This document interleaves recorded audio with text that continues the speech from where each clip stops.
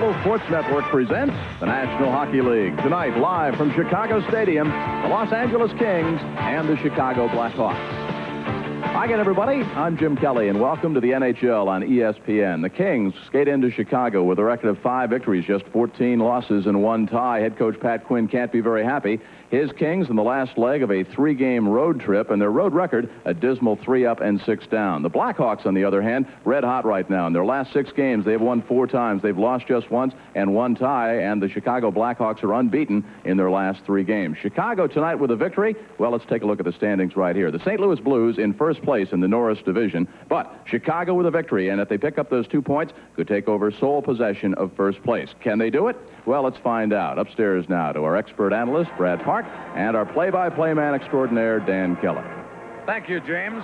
Brad, early in the season, right here on ESPN, you picked Los Angeles to be the big surprise and challenge Edmonton or finish second in that division. What's happened to the Kings? Well, I don't know, Dan, but when you pick them like that, Atlantic City is going to make me an awful lot of offers. The Kings have won 5 games this year. Last year, they'd won 10 at this point. Their special teams are not as effective as they were last year. Right now, Marcel Dion is behind Dave Tiger Williams in goals scored. He's off to a slow start. Bernie Nichols has been productive. The Kings are looking for some magic answers. The Chicago Blackhawks, according to Bob Pulford, may be finally on track. As Jim's told you, they've gone 3 games in a row without a loss. They can take over first place tonight. Pulford's team, the Hawks, shut out Vancouver here in their last home game, 2-0. They gave up only 17 shots. Last night in St. Louis, they showed some offense. They had 7 goals in a 7-3 victory. Jim Bob Pulford thinks the Hawks are ready to roll. And Chicago last year, Dan, had pretty good luck against the Kings. They won 2 out of 3. That 3rd game wound up as a tie. It's the NHL on ESPN. It's live and it's next, and it's brought to you tonight by Volvo, a car you can believe in. By the U.S. Navy, it's not just a job, it's an adventure. By new Premier Blistex, a soft touch for chapped lips. And by Bud Light, a light beer with the first name in taste. Everything else is just a light. We'll be right back with Tom Mees after these messages.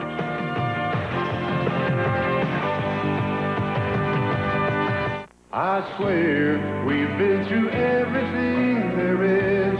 Can't imagine anything the 2 of us can't do. Through the years, you've never let me down. Volvo, the car built to get you through the years. And I'm so glad I stayed right here with you through the years. Sun, wind, and cold can make your lips so raw and chapped they're ready to crack. And a hard, waxy lip balm can hurt them even more. But now, here's a real breakthrough. New Creamier Blistic. It's a soft touch for chapped lips.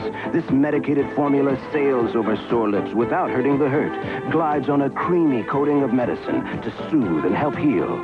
Solid medicine. Solid comfort. New Creamier Blistic. A soft touch for chapped lips. Give me a light. Go! Bud Light. If you just ask for a light beer, you never know what you'll get. Give me a light. Bud Light. So if you want the less filling light beer with the first name and taste, don't just ask for a light beer. Give me a light. Ask them to bring out their best. Bud Light. Bud Light. Thank you. Because everything else is just a light. Hi, everyone. I'm Tom Mees in our ESPN Hockey Studios. Only 2 games tonight in the NHL besides our game in Chicago Stadium between the Blackhawks and the LA Kings, which is just about set to get underway. One of those games we'll be keeping you up to date on throughout the evening will be played at the Spectrum in Philadelphia as the Pittsburgh Penguins skate against the Philadelphia Flyers. And the Penguins haven't won at the Spectrum in many a year, and they're not expected to tonight against the Philadelphia Flyers, who are coming off a 1-goal loss yesterday to the Boston Bruins. The New York Rangers and the New York Islanders are playing tonight at Madison Square Garden in the second half of a home-and-home series. Last night, the Rangers went to Long Island and shut out the Islanders 5-0. The Isles will try and come into Madison Square Garden where they play well and return tonight. We'll be back with more of the NHL on ESPN in a moment.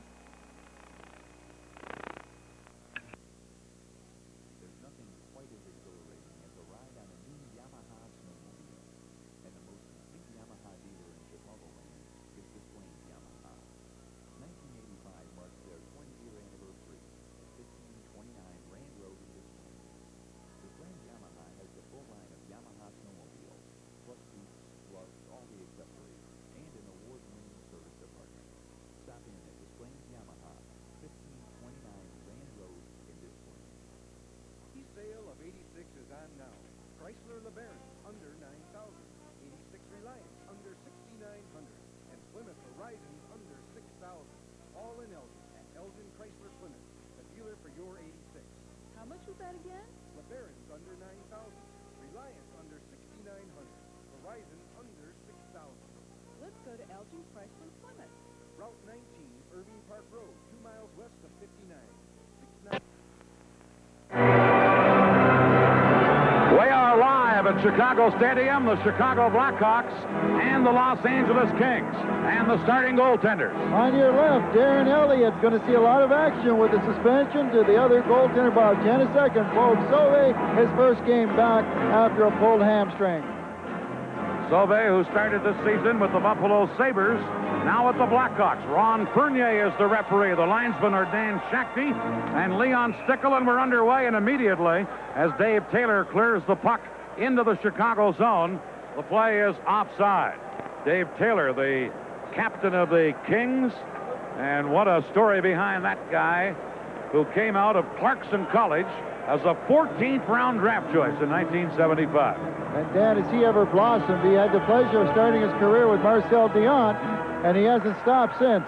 That will help, won't it? It certainly will. Here's Jerome Dupont, the big lanky Hawk defenseman, and now the Hawks go offside. Troy Murray, I believe, in ahead of the play as we look at Jerome Dupont of the Blackhawks.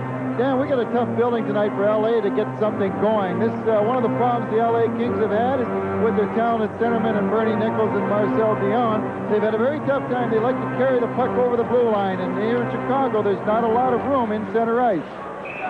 So your suggestion is they should dump it in? Well, they've got some big, strong wingers in Tiger Williams, John Paul Kelly. And there's a look at Pat Quinn, who's trying to put it all together. Pat started his coaching career with the Philadelphia organization. Last year, he improved the record of the Kings by 23 points when he started from the year before. But so far this year, the Kings are just 5-14-1. Puck shot in by Chicago. And the Hawks, Troy Murray to Brown, deflected, and off of Elliott's shoulder, I believe, and then wide of the net. And the big Hawk winger, Keith Brown, normally a defenseman, is being used up on right wing, just about scored there. And now Tiger Williams wants to say, how are you to one of the Blackhawks? Tiger Williams having a little conversation with Big Ben Wilson. And one thing Tiger's establishing is a little bit of fair play out there. Bob Pulford, coaching this year from the start of the season for the Chicago Blackhawks, took over last year. He started his coaching career with the Los Angeles Kings. Kind of a somber guy and very serious in his approach.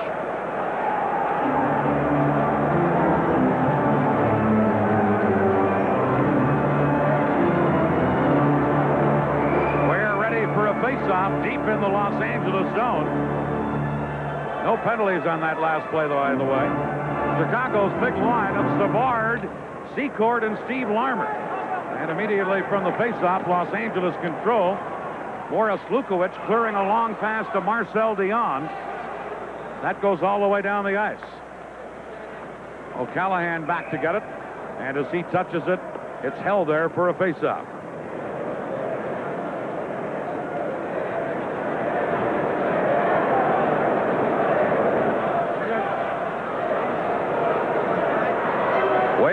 At Chicago Stadium on ESPN early in the first period. Played 52 seconds. The Los Angeles Kings nothing. The Chicago Blackhawks nothing. Dan Kelly with Brad Clark and Jim Kelly at Chicago Stadium. Puck is cleared by the Hawks to center ice. Knocked down there by Brian Engblom. Shot to the Hawk line. Now cleared back in by Chicago. Number 5 Engblom back to get it. He wins the race to the puck with Al Secord, and as a result, it's an icing call against Chicago. This game off to a very slow start, Brad. Icings, offsides. We've had a lot of, a little bit of delays. Both teams, LA's got to be a little bit tentative. Chicago wants to go to the attack. They're a little anxious right now. That's why we're getting the offside. They rushed the pass down there. We've got the icing. But Chicago's got 2 good games under their belt, and they want to take it to the Kings as soon as they can. Los Angeles with the Dion, Lukowicz, and McClellan line out against the Savard, Secord, Larmer line. Here from the point, Dean Kennedy with a slap shot wide. Now Brian Engblom fired it around in the boards. Racing in is Big McClellan, but now Secord flipped it to center. Engblom knocking it back in for the Kings. And now Jack O'Callahan to Doug Wilson. Late pass to Larmer. Engblom knocks that away, and Dion to Kevin McClellan, intercepted by Secord. Very close checking start to this game. This is Doug Wilson. At center to Steve Larmer. Now Secord went in ahead of the play, so Larmer had to turn back and drop it to O'Callahan. Here's Larmer to Dennis Savard, number 18. Savard trying to slide it through, but J.P. Kelly, number 17, big tough King winger, breaks it up ahead to Lukowicz, and that play is offside at the Hawks blue line. Here in Chicago, it's the Blackhawks nothing, Los Angeles nothing.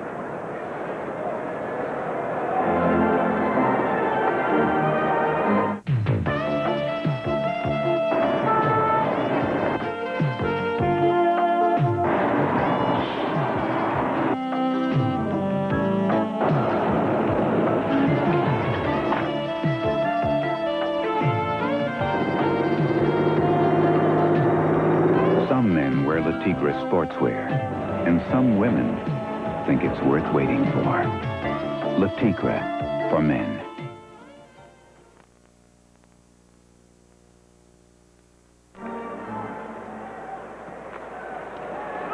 Play just underway as the Kings shoot it into the Chicago zone. This is 20-year-old Mark Bergevin back to get it. To Ken Yaremchuk, shot to center, but knocked down there by Rick LaPointe for Los Angeles. Now it's Bob Murray to Yaremchuk. Back to Bergevin, the young defenseman, to Ed Olczyk. Dumping it in and coming out and grabbing the puck is Darren Elliott, the Los Angeles goaltender, and he just held it for a faceoff. Ken Yaremchuk just checking there. Nobody heard the whistle. He wasn't sure if the whistle had gone. Now he's explaining his position to Ron Fournier, the referee. Chicago doing a little bit of line juggling. The last shift out, we saw Dion's line. And Bob Pulford came back against Marcel Dion's line with his big line of Secord, Savard, and Larmer. Look at Ken Yaremchuk, one of the faster skaters in the league. He can fly up and down the league. Up and down the rink. He's the first rounder in 1982. He's not a big guy, but he's very, very quick out there. Here from the faceoff, Elliott, the Kings goaltender, clearing it on the boards. Bergevin held it in. Now Smith for Los Angeles. Gets help from LaPointe. Into the center ice area. Smith over onto the wing, and J.P. Kelly just dumps it in, and then the Kings make a change on the fly. Olczyk dropping it to Bob Murray, number 6. Murray firing it into the Los Angeles zone. Elliott leaving it there. Now stolen, centered out by the Hawks. DuPont with a drive. Off Elliott's glove and then off the glass. Here's Yaremchuk. To Ben Wilson. Back to DuPont. Shooting, that's blocked, and here's a breakaway for Los Angeles. It's Smith, number 23. Moving in, and Sauve a save on the short side on Doug Smith, who broke away on right wing for Los Angeles. A nice save. Not a hard save by Bob Sauve, who just stood his ground. Doug Smith getting angled off. Watch Doug Smith come in here. He's got a bad angle. Sauve just stands his ground, gets the weak shot away. DuPont comes back and takes care of Doug Smith. One thing you're going to find about Bob Sauve is he's going to stand his ground. He plays an angle goaltender. He stands up a lot. He's not going to be a big puck handler out there, but he's just going to rely on being in the right place at the right time. A 30-year-old veteran who's previously been with Buffalo twice and Detroit once. Came over to Chicago earlier this year in a trade for the Hawks' third-round draft choice in 1986. Now Boudreau tossed out of the faceoff, and it will be Paul Gay taking it for the Los Angeles Kings. And he'll take it against Rick Patterson, number 26 for the Hawks. The Hawks win the draw. Doug Wilson shot it on the boards. Gay knocking it down. Back to the point to Gary Galley. Shooting, stick save, Sauve. And here's Boudreau for Chicago. Number 32, Bruce Boudreau, just up from their farm system. Now the Kings take over, and Gay, number 12, has it for Los Angeles. Passing it to Galley. Number 3, Gary Galley with a shot. That hit Wilson. And O'Callahan, number 5, has it for the Blackhawks. To Doug Wilson. Now to number 11 for the Hawks, Watson. To O'Callahan. Jack O'Callahan shoots one. Stick save there by Eliot. And now Gay has it again for Los Angeles. Paul Gay dropping it back of his own goal to Jay Wells. Now to Galley, who flips it into the Chicago zone. Ben Wilson back to get it. And this is an icing call against Los Angeles. And the team's thinking defense rather than offense here in the early going. That's right, Dan. That last shot by Jack O'Callahan, he gained the blue line too easily. Los Angeles defensemen had people back, they had wingers back, and they proceeded to back up over that blue line. Anytime you've got that many forwards back, one of the problems that they're having is because they're giving up that blue line a little bit too easy. You've got to stand up. You can't let a guy walk over the blue line, tee it up, and use you as a screen. Not when you've got two and sometimes three forwards back there with you. Troy Murray on the ice for Chicago. Former player at North Dakota, born in Calgary. And he has had an outstanding season. He's out on this face-off against Bernie Nichols. And neither player will get set for the drop of the puck. Now they do. And the Hawks get it. Kurt Fraser tried to center. But it's Tiger Williams, number 22 for the Kings, firing it to center to Nichols. Nichols dumps it in. And it's grabbed by Sauve and then cleared to the corner. Nichols, number 9, knocked it down. Lost it, and now Keith Brown has it. Ahead on right wing for Troy Murray. Tiger Williams broke it up. Ben Wilson at the point, held it in, a shot, and a glove save by Eliot, and he held on to it. Here in the first period at Chicago, it's Los Angeles nothing, the Blackhawks nothing.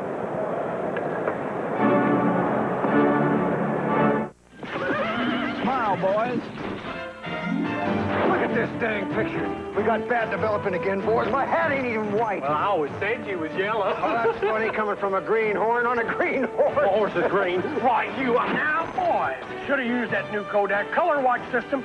Could have had a great picture then. Try it again. Look for the Color Watch seal where you get your film developed. For bright, vivid color prints time after time.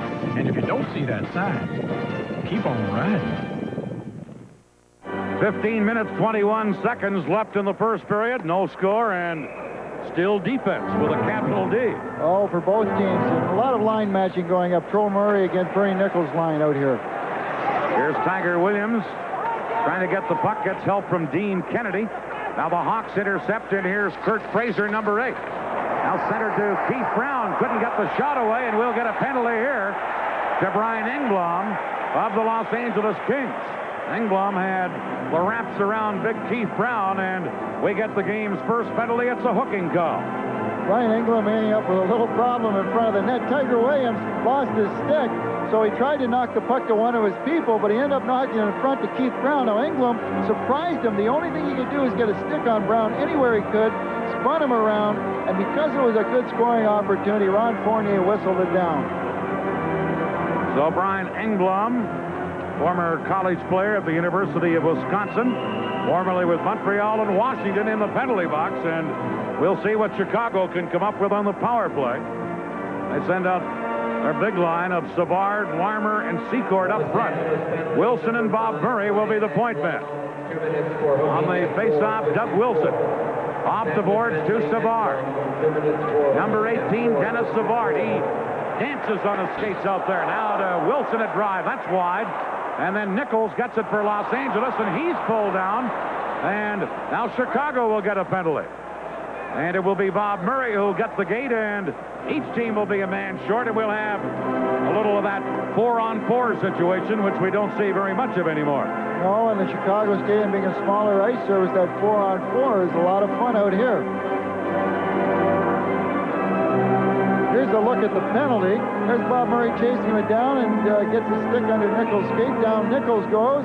We get our 4-on-4 situation. Bob Murray has got the go-ahead, it looks like, on the power play.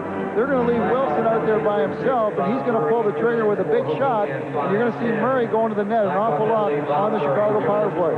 Bob Murray, by the way, has had an outstanding start to the season. He's been the best of the Chicago defensemen. Here's Dave Taylor, number 18 for the Kings, trying to go around Doug Wilson. Wilson pins him in there. Kings get it. Here's Dion out in front. Big save there by Sauve on Marcel Dion, and back comes Mr. Excitement Savard. There's that spinorama play by Savard. Shooting one. Eliot with a stick save. And Jay Wells cleared to Dion. Ahead to Galley, but Doug Wilson got back in a hurry. Wilson to Savard. Dropping it to O'Callahan. Moving in, but in ahead of the play was Al Secord offside. Well, in 2 weeks' time, we invite you to join us here on ESPN, our next NHL telecast, live Sunday, December 8th, 8 o'clock Eastern Time. These same Chicago Blackhawks against Mr. Gretzky and the Edmonton Oilers. That's December 8th, 8 o'clock Eastern Time. This game is subject to blackout restrictions, by the way. Here's a look at Dennis Savard giving a little spin around. It takes an awful good skater and light on his feet. Dennis Savard. I love that move because he can do so much with it. It gives him time to make a good play, and he's got people coming late because he's got the defense backing up because he's got all that speed. Brad, most players just skate. I find Savard almost dances on those skates. A lot of people feel that he is the most exciting player in the National Hockey League, even more exciting than Wayne Gretzky. He tries to do more on one-on-one situations in open ice.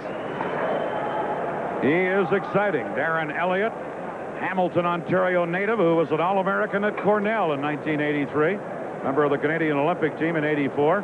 Another pretty good goaltender by the name of Ken Dryden came out of Cornell. You remember him? Did you ever score on Mr. Dryden? I know you did. Oh, I got a couple. One or two. One or two. I got lucky, but the man was so good. He took a couple of Stanley Cup rings away from me, Dan. He was such a big, imposing man in the net. You had to beat him a lot of times on a super picture play with a very good pass to beat that man.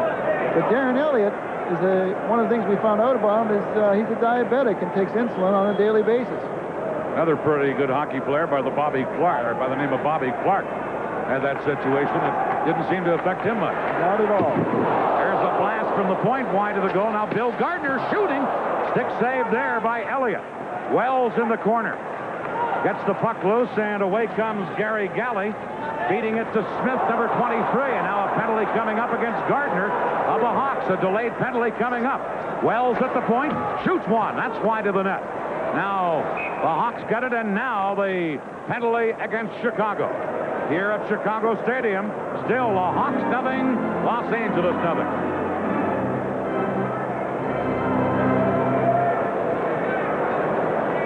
Blackhawks. We're keeping the Total Sports Promise Monday. NFL Films presents Dan Marino, 1984's most valuable player. He's a man who's won everything there is to win, almost. Next, we'll preview the 49ers' present state of mind in their Monday night matchup with the Seahawks. There'll be a whole lot of hitting going on. And ESPN is the network for the America's Cup. Our pre-challenge series continues with a look at the son of winged keel Australia Free, all Monday. Tripping call against Bill Gardner of the Hawks, so Chicago now will be 2 men short. The Kings just 1. So they'll have a little 4 against 3 power play here. Tripping to Gardner, 6:41 the time. Bob Murray's also off for Chicago. Engblom is off for Los Angeles. Patty Quinn going with his best players out on the ice. Now his most offensive. He's got Nichols with Dion, Taylor, Jay Wells up there. Jay Wells is going to be the anchor out at the point, and they're going to try and get it to Nichols, who's going to move it in tight to Dion. Dion's going to be the playmaker in tight, and Nichols will be the playmaker out by the blue line. Here's number 9, Nichols. Dropping it to Taylor, but Troy Murray is there, and now Engblom is back on. And it's a 2-man advantage briefly here for Los Angeles, but Bob Murray will be back on in 5 seconds. Here's Taylor, number 18 for Los Angeles. Taylor drops it back. Murray is back on. Now it's Lukowicz to Marcel Dion. Back on the point to Wells. Wells passing it off onto left wing. Now Dion gets it in front. Grabbed by Sauve before Big Bernie Nichols could get to it. Troy Murray did a good job of taking Big Nichols out of the play in the slot. Troy Murray is one of the players Bob Pulford thinks. Look at Bob Sauve, who acquired from the Sabres this year.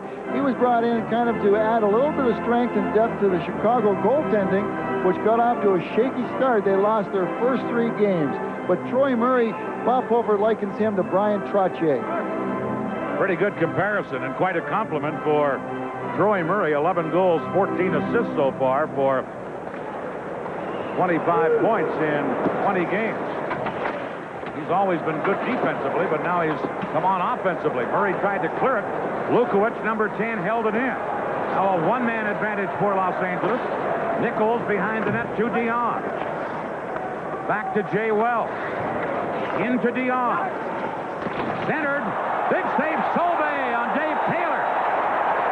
And then it's cleared away. Lukowicz now for Los Angeles. Boris Lukowicz acquired earlier from the Boston Bruins to Dave Taylor. Taylor on this power play. Feeding it to Dion. A shot from a bad angle. Sauve handles that. Now Nichols in front, but intercepted by Bob Murray and cleared out of there. The Los Angeles Kings are moving the puck around well, but they didn't get any real good shots. They got a lot of jam shots from in close to the crease. Now the puck cleared by the Hawks down the ice. Engblom back to pick it up. 15 seconds left in Bill Gardner's penalty for Chicago. Brian Engblom giving it to Nichols, headmanning it to the rookie Wilkes. Wilkes into Tiger Williams. Fired it around on the boards. Gardner's back on. Savard couldn't clear it. Centered to Tiger Williams. Knocked away, and here's Gardner just out of the penalty box. Ahead to number 16, Olczyk. And then Olczyk was stopped in the play, and back comes Brian Wilkes to the veteran Tiger Williams. Williams gets tied up on the play. Savard winding it around on the boards. Comes to Engblom. His shot wide. And into the corner goes Tiger Williams. Centered. Intercepted by Ben Wilson, and here's Gardner to Savard. Dennis Savard for the Hawks. Shoots one, partially blocked at the defense, and it's cleared around on the boards by Dean Kennedy, but Bergevin held it in. To Gardner. Shoots one. Eliot, a juggling glove save, as Olczyk had screened him on the play, but Darren Eliot was able to hold on. Eliot doing a very good job picking this puck up through a maze of players. He didn't see it. He juggled it the first shot, grabbed his glove on the second one. But he's playing, both goaltenders are playing a very good, steady game. They're just waiting for the puck. They're not guessing. A lot of times they're letting the puck just hit them. I know this guy thinks it's an opportunity for him to have a good game. There's Bob Sauve. He must be a little nervous coming back, Dan. He's a little worried about that hamstring. That's a very painful injury for a goaltender. Face-off is deep in the Kings' end of the rink. No score here in the first period. And Los Angeles with Dean Kennedy cleared out on the board. Sykes couldn't get it out. Bergevin, a shot from the point, and now it's taken by Dean Kennedy. Bergevin knocked down by Phil Sykes. Sykes will get a penalty as J.P. Kelly races after it, and Phil Sykes will get a hooking penalty for Los Angeles. Here at Chicago Stadium, it's the Blackhawks nothing, Los Angeles nothing.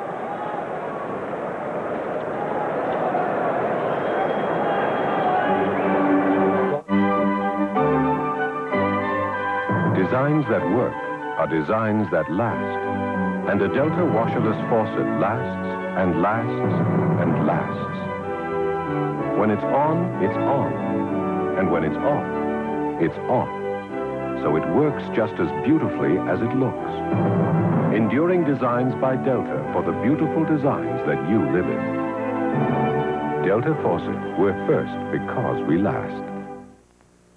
Sun, wind, and cold can make your lips so raw and chapped they're ready to crack. And a hard, waxy lip balm can hurt them even more. But now, here's a real breakthrough. New Creamier Blistic. It's a soft touch for chapped lips. This medicated formula sails over sore lips without hurting the hurt. Glides on a creamy coating of medicine to soothe and help heal. Solid medicine. Solid comfort. New Creamier Blistic. A soft touch for chapped lips.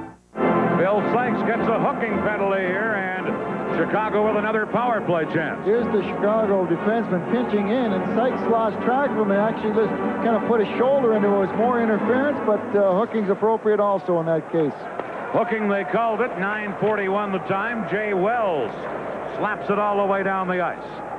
And it's Ben Wilson back to get it for Chicago. The Hawks in a scoreless game. Keith Brown to Ed Olczyk, number 16. Olczyk dropping it to Ben Wilson. Winding it around behind the net to Kurt Fraser. Back on the other point for Brown, over to Ben Wilson. Feeding it in. Olczyk hit the side of the net with that shot. Here's Fraser for Chicago. To Keith Brown. Return to Fraser. Into the corner. Olczyk gets it to Fraser. Chicago on a power play. Olczyk to Fraser. Back to Keith Brown. Shooting wide by about a foot. Bounces to the other wing. Here's Troy Murray to Ben Wilson. Into Troy Murray, number 19. Murray to Olczyk. Over onto the right wing boards for Keith Brown. Now to Olczyk. Olczyk couldn't center it. Knocked away by Eliot. Fraser battling back to the net. Gets it to Olczyk. He centered to Brown, but a diving poke check by Doug Smith cleared it out of there. Dan, both power plays have been moving the puck well, but the aggressive checking by the penalty killers is not giving either team a lot of time to get that real good shot. Here's Bob Murray at the point for the Hawks to Ben Wilson. Back to Bob Murray. In on right wing to Larmer, to Murray, to Ben Wilson. Now to Dennis Savard. 15 seconds left in the Kings penalty. Savard to Wilson, a drive. They score! Al Secord with the rebound.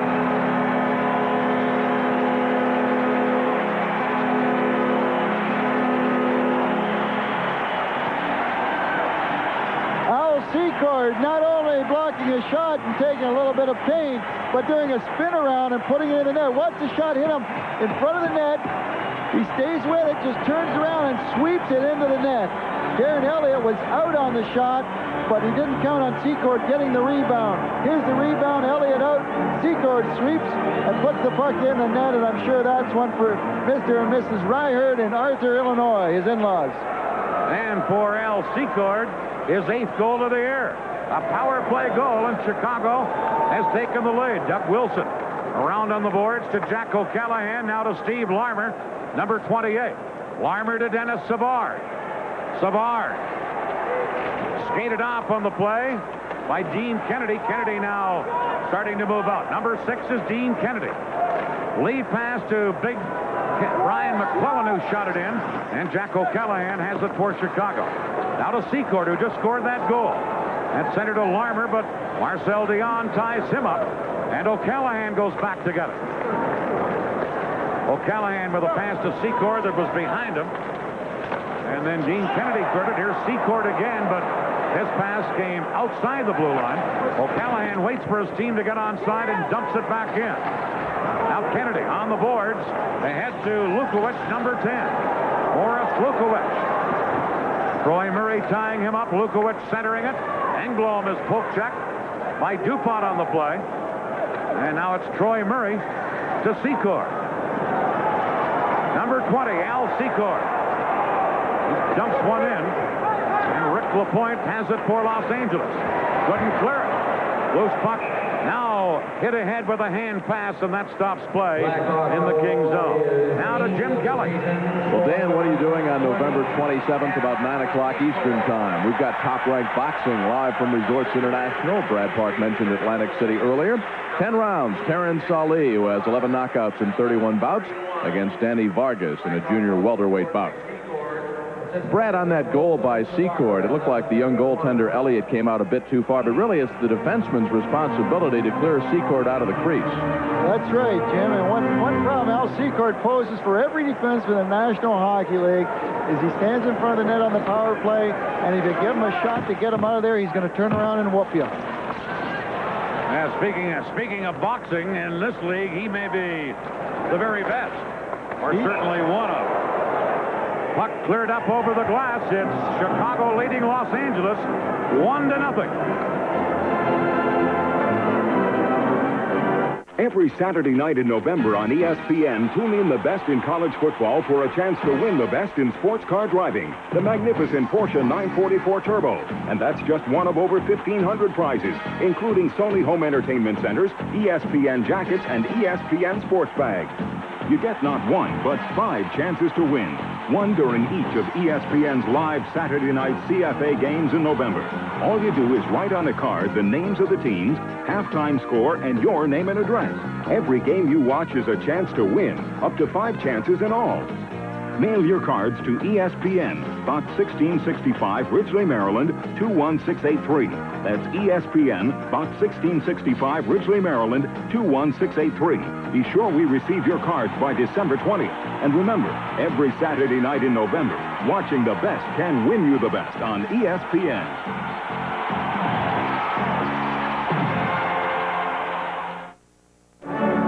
Brad, an interesting matchup out on the ice right now. They've got Troy Murray's line playing against Bernie Nichols' line. Interesting, they want Murray against Nichols, but Brown is playing right wing instead of Ed Olczyk because they don't want Tiger Williams to take advantage of Ed Olczyk. And Keith Brown, who has been playing some right wing, is a tough customer himself. Here's Dave Taylor getting around Ben Wilson. Then pulled down, and Ben Wilson will get a penalty here for Chicago. Hooking penalty. Why would he take that penalty, Brad? He wasn't going anywhere. No, I think what he was doing is Taylor got by him, and he kind of put the stick got caught in Taylor's right hand. Right there. Wait till you give him a little tug. Now watch Taylor start to take a stride, and as he gave him a little tug, Taylor was off balance, and he went down real quick.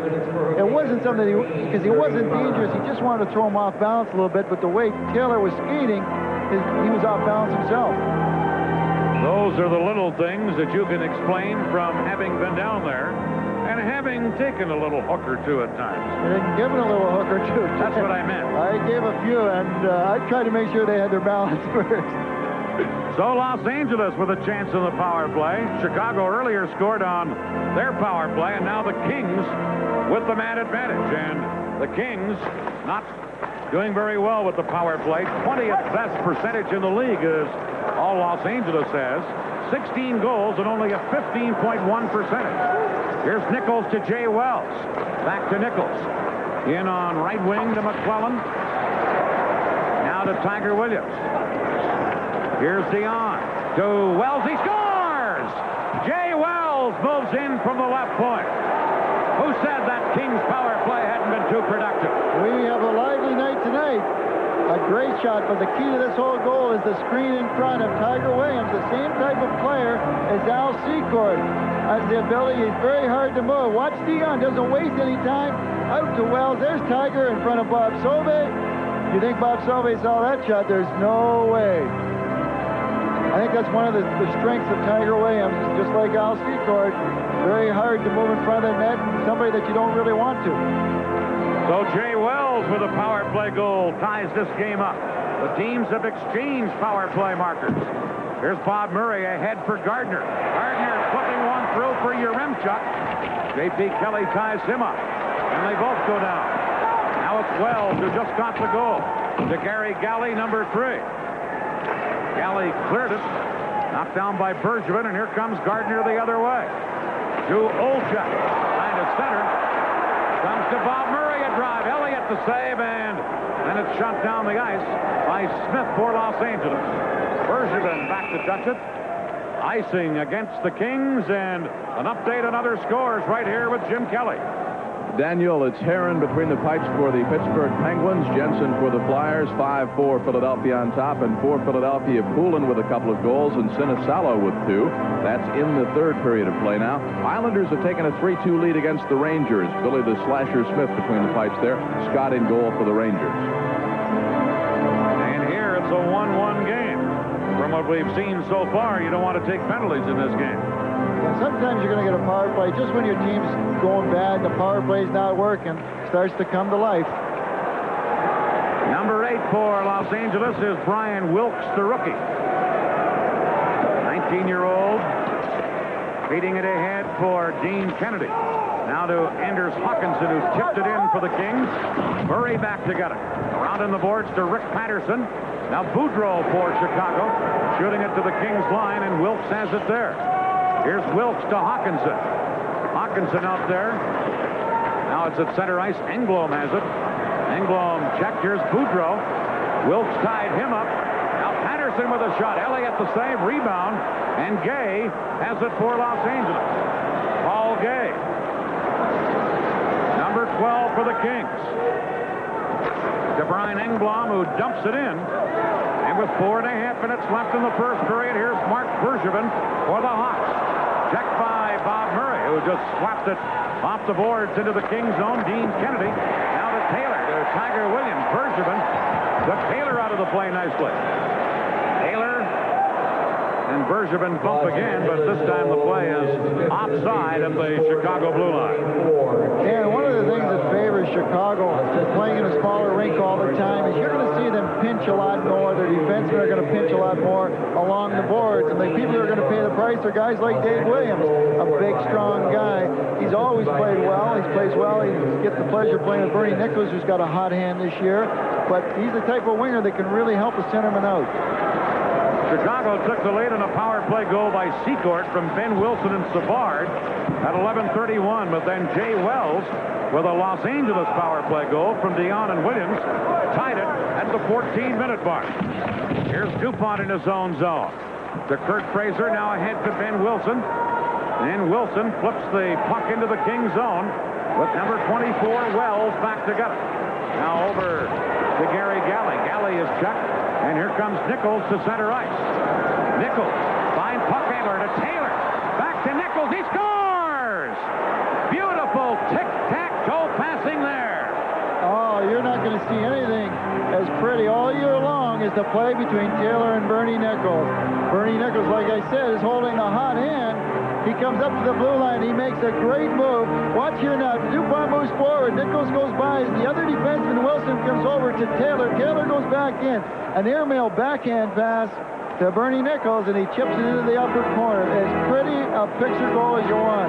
Watch this one. Draws Wilson. Now Wilson goes back in the middle, and Taylor gives the airmail pass, and Nichols makes no mistake. Bernie Nichols, his 11th of the year in Los Angeles with a 2-1 lead. Chicago clear it in. Big McClellan back to get it. Now Secord centering one. Comes to Doug Wilson. Wilson firing it back to the goal. Savard for the Hawks to Secord. He gets turned around, and then Eliot dives out and smothers it. Here late in the first period, Los Angeles leading Chicago 2-1.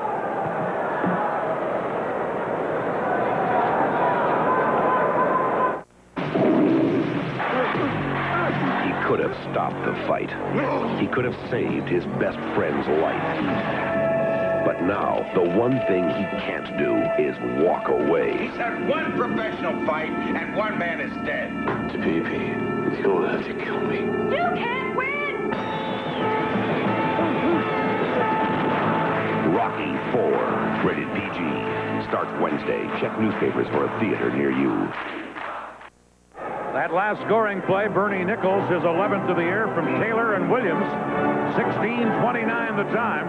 Nichols has an excellent touch around that net, Brad. Oh, he's got a gifted touch. I think that's why Los Angeles went out and drafted him so high out of junior. Here's Brian McClellan, couldn't get through the defense.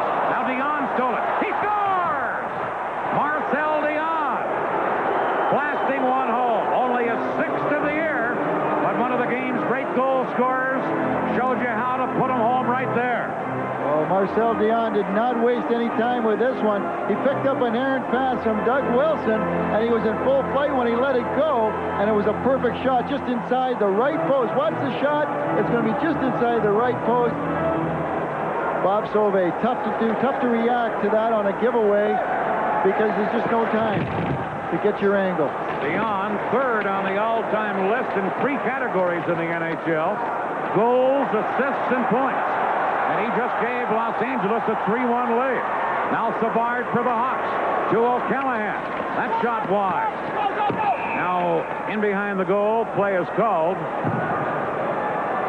And the ruling that the Los Angeles goal had come loose from those magnetic poles that hold it in place. The fans here didn't think it was loose. The fans were really starting to go on that rush there by Savard and Secord. Here's the goal, Dion. Now watch the shot. Just blows it by the right pad above Sauve. Now that's a perfect shot. That's 2 inches inside the post. It's low. A goaltender cannot move his legs as quickly as he can move his hands. That's why the low shot like that is so valuable, and you get it low on the net. Marcel Dion with his 496th goal as a member of the Los Angeles Kings. He's well over that, including his totals in Detroit. That's quite a feat with Los Angeles. Dion got the goal, his 6th of the year. Unassisted, 17:06 the time. And Los Angeles with the upper hand now with a 3-1 lead, taking advantage of a couple of big mistakes the Hawks made. A couple of mistakes, and now the Hawks can't get over anxious. If they start to go after them too quickly and too hard and make some bad gambles out there, they're going to put themselves deeper in the hole. They've got a long way to go in this hockey game, and there's no rush right now. Mark Bergevin to Olchuk. He's checked by Wells.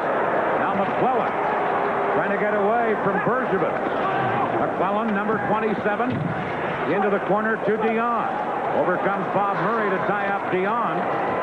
Dion getting it loose, centered. Bergevin intercepted, and the Hawks come back. Here's Yaremchuk.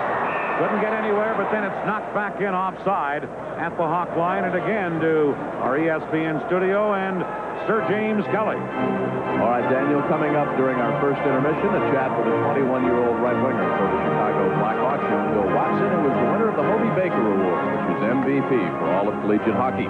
Also, we'll check in with Tom Mees for some scores and highlights, the Flyers and the Penguins, also the Islanders and the Rangers, and, of course, from SportsCenter, all the National Football League scores. Here in Chicago, everybody's still excited. The Bears won big, and they're still unbeaten. 36-0. Here, the Hawks are not doing as well. They're down 3-1. Buck shot in. Fraser in there to forecheck, and we get a face-off. Jim Kelly, Brad, was mentioning the Hobie Baker Award winner of last year, young Watson of the Blackhawks.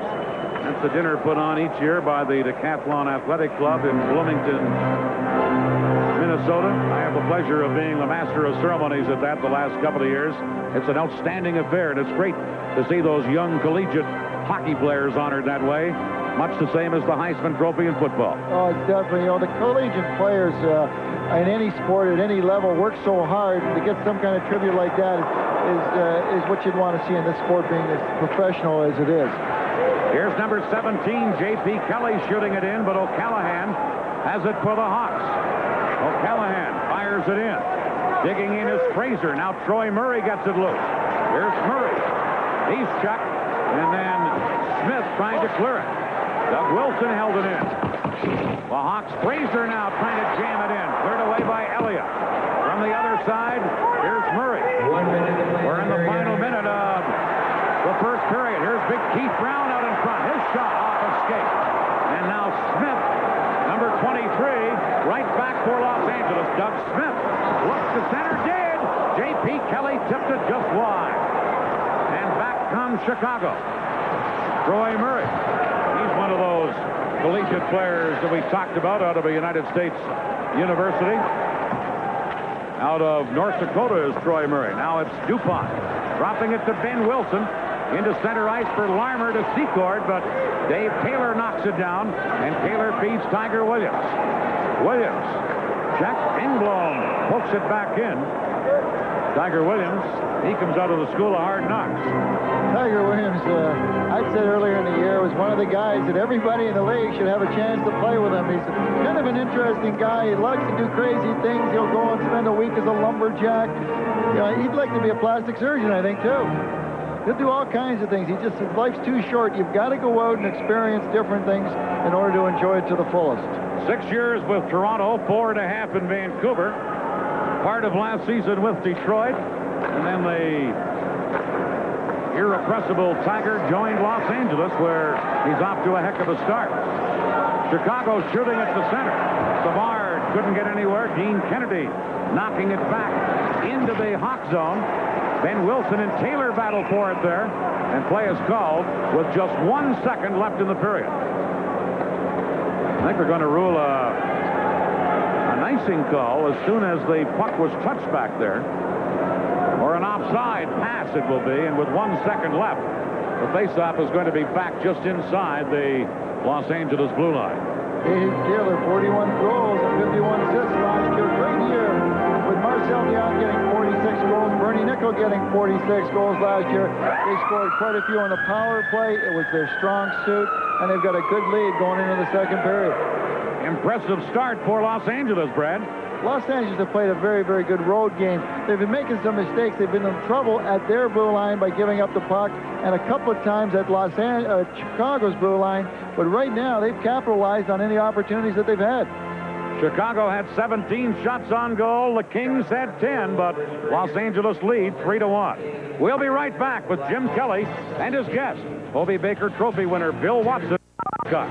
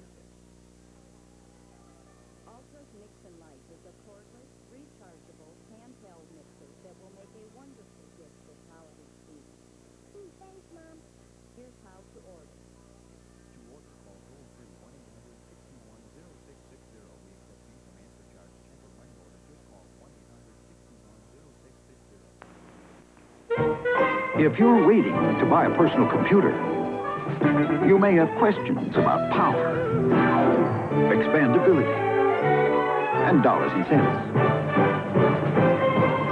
For the complete answer, take a close look at IBM. An IBM PC runs thousands of programs, expands easily, and prices are better than ever. So don't wait.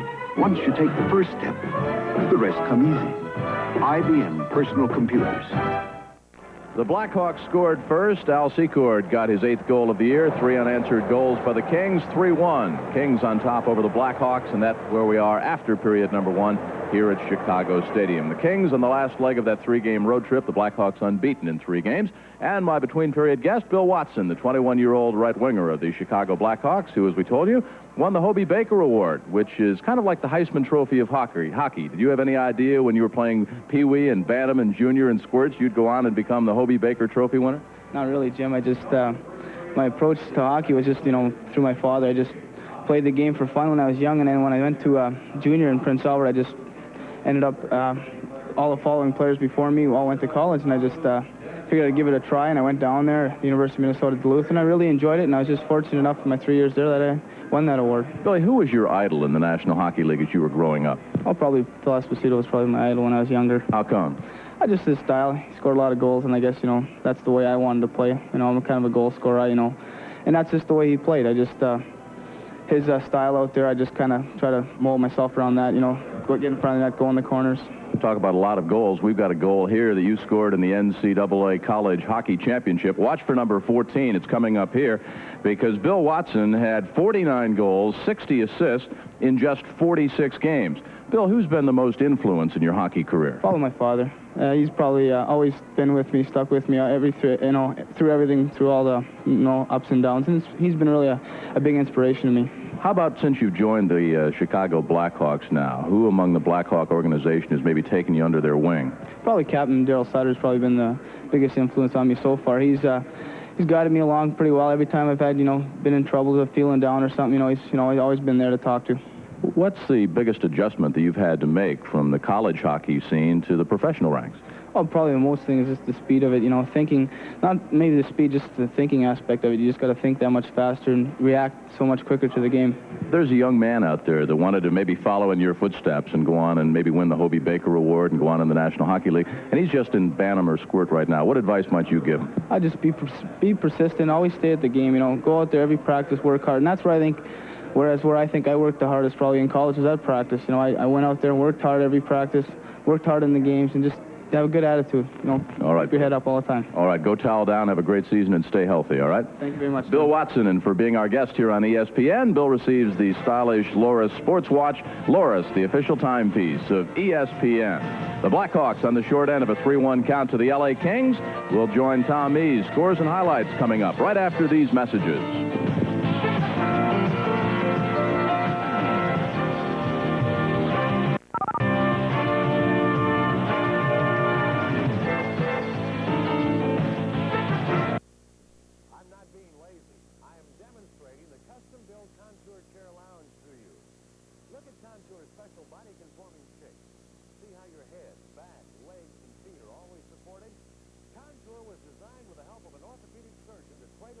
comfort, just like astronaut chairs do. Most ordinary chairs force your weight onto your hips, pinch off circulation, and cause muscle strain and discomfort. But Contour is different. It's custom built to your exact body specifications. That's why it's so amazingly comfortable. And Contour adjusts. You can raise your legs above your heart or sit fully upright at the touch of a button. Get this free catalog that describes the Contour Chair Lounge. Call the toll-free number to get your free catalog by mail. No obligation. Call 1-800-228-5111 toll-free. 1-800-228-5111. Call 1-800-228-5111 toll-free. That's 1-800-228-5111. Hold on tight, let it flow. Feels so right. Here we go. Honda ATV gets ya where you wanna be. Honda ATV gets you where the fun is. Honda makes a complete line of ATVs for doing all kinds of things, especially having all kinds of fun. Honda ATV gets you where the fun is. Hi again, everyone. I'm Tom Mees in the ESPN Hockey Studios. The Kings leading the Blackhawks 3-1 back to Chicago Stadium in just a few moments. This past week in the NHL, the New York Islanders' league record for most consecutive wins was definitely in jeopardy when the Philadelphia Flyers came to town in Unionville's Nassau Coliseum. But the Islanders kept their record intact. Last Tuesday night saw the Philadelphia Flyers motor into the Nassau Coliseum seeking to break the New York Islanders' all-time streak for games in a row, 1 at 15. Philadelphia came in with 13 in a row, but the Islanders would have none of that. This goal coming up off the stick of Mike Bossy to Greg Gilbert sealed the Islander victory, breaking the Flyer win streak at 13 and preserving the Islander record of 15 straight wins, an NHL record. Edmonton at Quebec as the Oilers on a rampage through Quebec province. Dave Semenko, of all people, scores for the Edmonton Oilers to tie the game against the Nordiques. And then Glenn Anderson on a nice pass from Wayne Gretzky beats goaltender Clint Malarchuk. Edmonton, they beat Quebec in overtime. And then they went down to the Forum in Montreal, where the Montreal Canadiens took a lead on this goal by Chris Nyland, 4-3. But Wayne Gretzky scored late in regulation to tie the game at 4. We go into overtime again, where the Oilers are very tough. Craig McTavish, the former Bruin, to Mark Messier, shoots from an impossible angle, scores to win the game past Montreal goaltender Patrick Roy. The Oilers undefeated in Quebec this week. The check of the week, Al Iafredi in the dark uniforms of Toronto, blasted by Tom Laidlaw of the Rangers. He loses his head on this play. It's a clean check. It hurts. It's hockey. Boston unbeaten at home against the Islanders earlier this week. Now, Ken Linsman scores after a steal to give the Islanders only a 4-3 lead over the Bruins. Then Craig Nienhuis, the rookie from RPI, blasting in a goal from the top of the right faceoff circle to tie the game at 4. In overtime, the Islanders threaten to win. Mike Bossy with a blast, but Doug Keane's come up with just enough of the puck and makes the save as the horn goes to end the game. So Boston escapes with a tie. They were still unbeaten at home going into yesterday's game with the Philadelphia Flyers. Craig Nienhuis to Dave Passin, and he scores. Ray Board to Randy Borge, the rookie. He scores on the rebound to tie that game at 4. Would the Flyers come back to spoil the Bruins' unbeaten record at home? No. Board to Nienhuis, the rookie from RPI, does it again.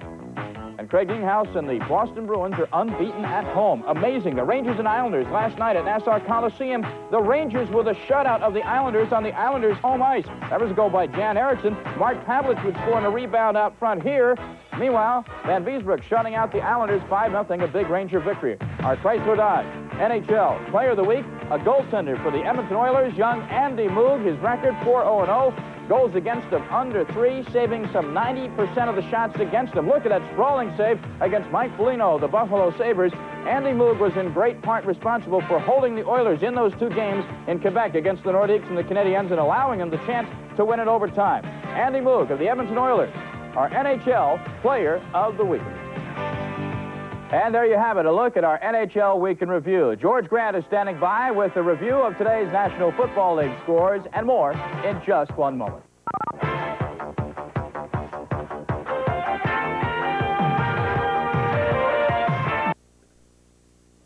Need room for out-of-town family and friends, or just a holiday getaway for 2?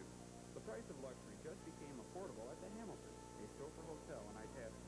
Extra special discounted rates of $19.85 per person, double occupancy, are being offered Wednesday and Thursday of the Thanksgiving holiday. Enjoy our abundant Thanksgiving Day buffet for $17.95 per person. Call 773-4000 for your reservation today. Stouffer Hotel, a a reflection of your good taste.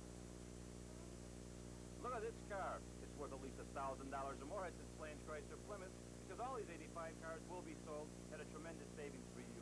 Like this 85 Plymouth Feline Cage for just $79.57.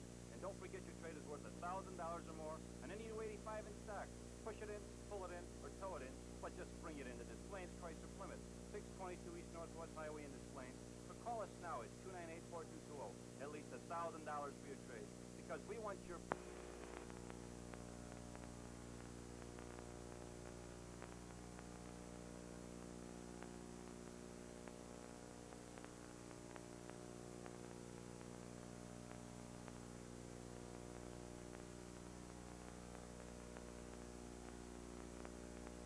This is ESPN, the Total Sports Network.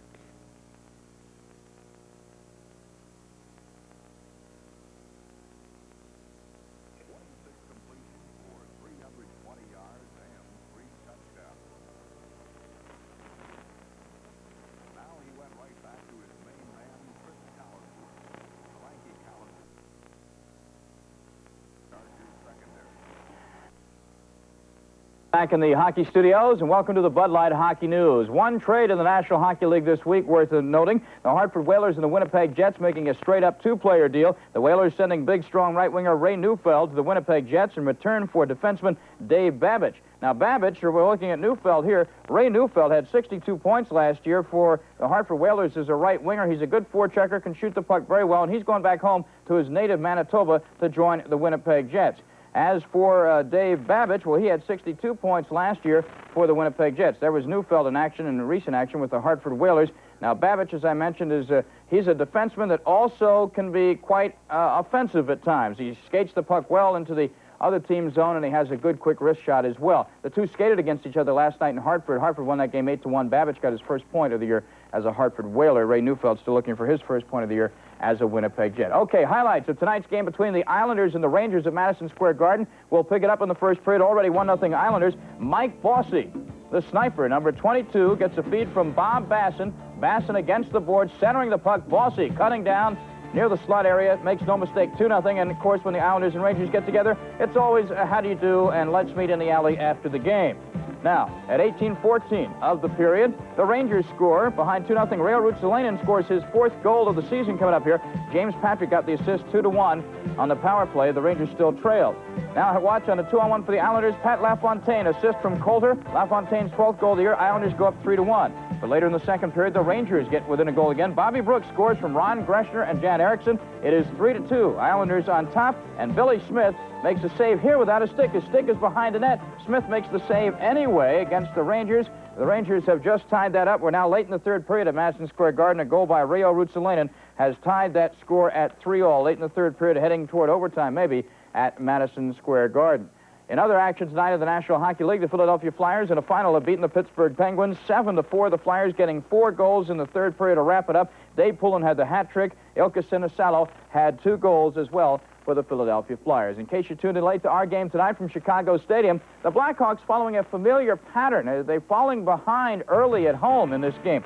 They did get on the board first, however. Al Secord, you ever play those little hockey games as a kid where you twirl the guy around on his axis and he scores? Well, that looked like what Secord did there as he scores from a scramble in front, 1-0 Chicago. Then the Kings on a power play. Jay Wells scores on an assist from Marcel Dion. And watch number 9, Bernie Nichols, some fancy skating, fancy stick handling, and he gets the puck back again from his teammate, and Nichols scores to make it 2-1 LA. And then the all-time leading goal scorer for the Kings and the third leading goal scorer in NHL history, Marcel Dion, makes no mistake as he steals the puck and scores unassisted for the Los Angeles Kings.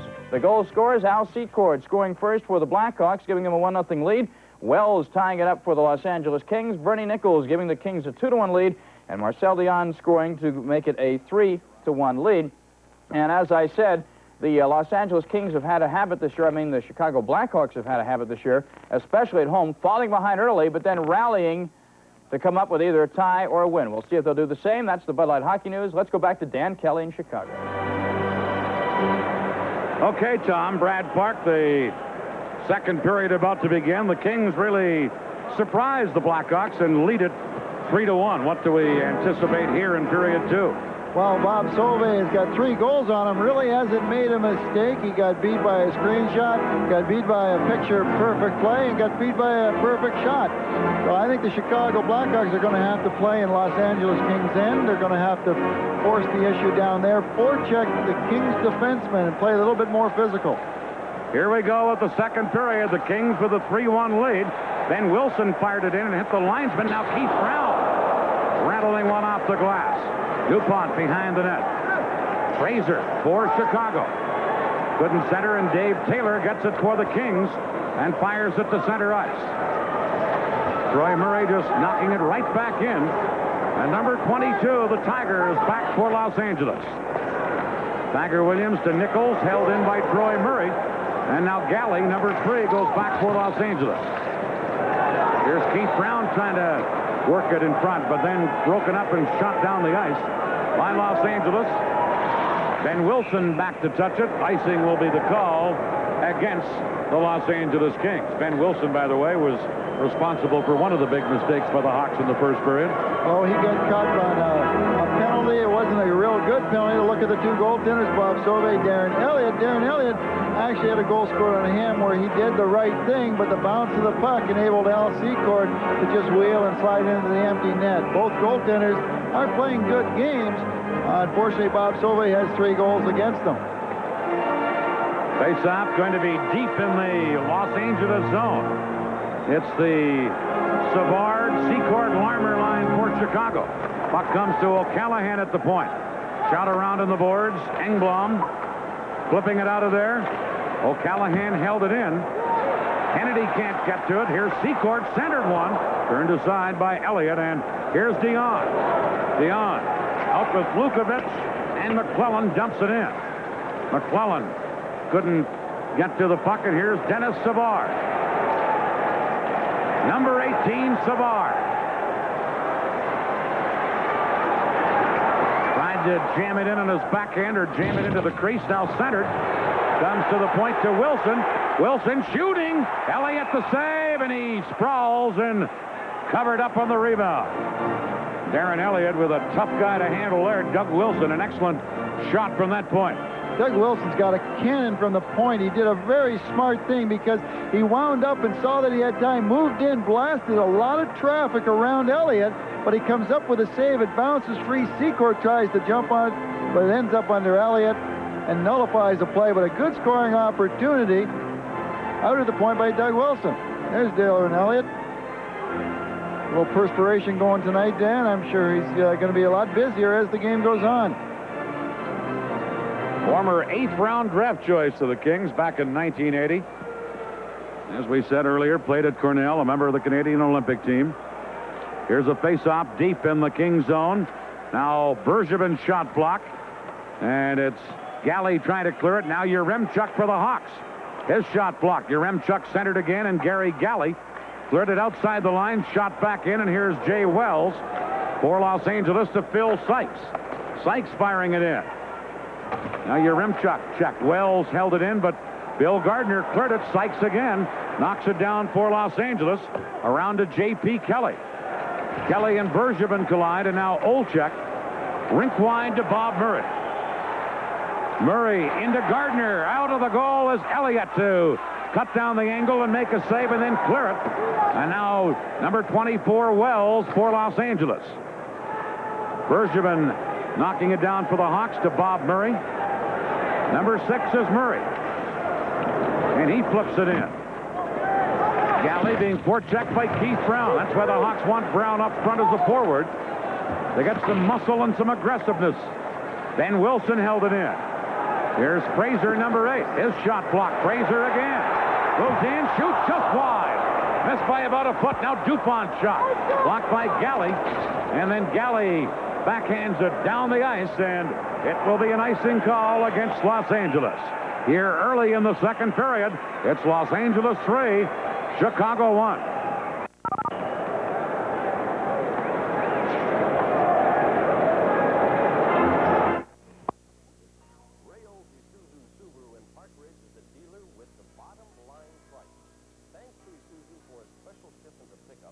We have over 50 1986 trucks to choose from. Short beds, long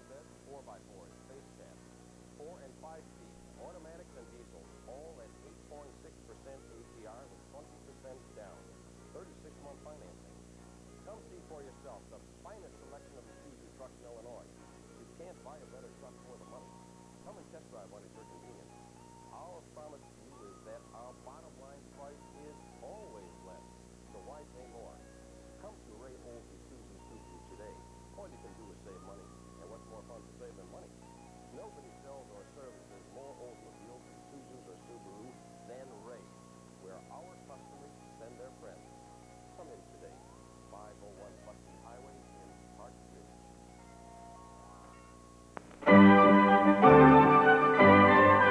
Designs that work are designs that last. And a Delta washerless faucet lasts and lasts and lasts. When it's on, it's on. And when it's off, it's off. So it works just as beautifully as it looks. Enduring designs by Delta for the beautiful designs that you live in. Delta Faucet, we're first because we last. Give me a light. No. Bud Light. If you just ask for a light beer, Thanks. you never know what you'll get. Nah, give me a light. No, Bud Light. So if you want the less filling light beer with the first name and taste, don't just ask for a light beer. Give me a light. Ask them to bring out their best. Bud Light. Bud Light. Because everything else is just a light. Los Angeles leading 3-1, 17-10 left in the second period. Faceoff coming up deep in the Los Angeles end of the rink. As Savard steps in for Chicago, but loses the draw to the rookie Brian Wilkes of Los Angeles. Englund cleared it. O'Callahan knocks that down into Savard. And it's Wilkes backhanding one out on left wing for Hawkinson, who tried to feed it to Paul Gay, and now Secord for the Hawks to O'Callahan. Back to Doug Wilson. Ahead to Steve Larmer. Headmanning it to Savard. Savard center. Secord missed the net. A perfectly timed pass from Savard to Secord. Now Englund upends Savard. And then Brian Englund fired it to center ice. Perfect timing on that last play. You can tell Savard and Secord have played together before. Al Secord just driving for the net, and Denny Savard knowing he's going there. Bob Pulford changing his strategy now. He had the Savard line against the Ons line, but now he's putting it out against third or fourth line of Los Angeles. Here the Hawks shooting it in. Troy Murray digs in to get it. Murray checked by Kennedy. Now Fraser and Englund battle. In comes Troy Murray. So does Dean Kennedy. Murray back on the point to DuPont. Behind the net to Fraser. And then McClellan worked it free on the boards. And here is number 8, Brian Wilkes. Got it into the Hawk zone. Ben Wilson has it there. To DuPont. Shot to the Kings line. Englund knocked it down. Lost it to the Hawks. Here's Kurt Fraser. Took Brown's pass and shot wide. Brown again. Now, Kennedy is there, trying to clear it for Los Angeles. Puck centered, and Eliot comes diving out to cover up. Here in the second period, it's still the Kings 3, Chicago 1.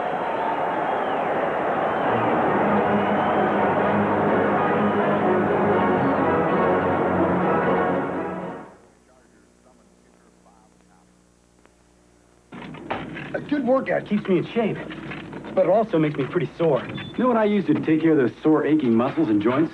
Myoflex analgesic cream. It's fast, it's effective. And with Myoflex, there's no burning, no grease, no odor, so I don't smell like a locker room. Oh, and another thing. For the 6th year in a row, Myoflex has been recommended by more pharmacists than any other pain relief rub. Myoflex. I should know. With Brad Park and Jim Kelly, Dan Kelly at Chicago Stadium. The Kings leading the Hawks 3-1 as Dennis Savard will take the face-off against Bernie Nichols.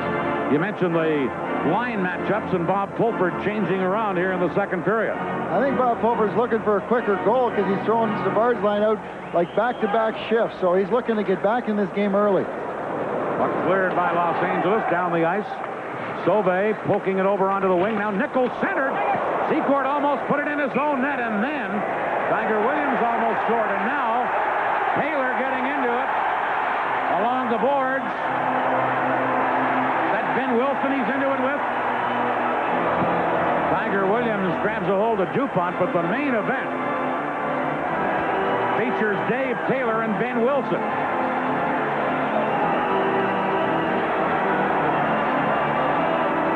I'm glad I'm not a linesman.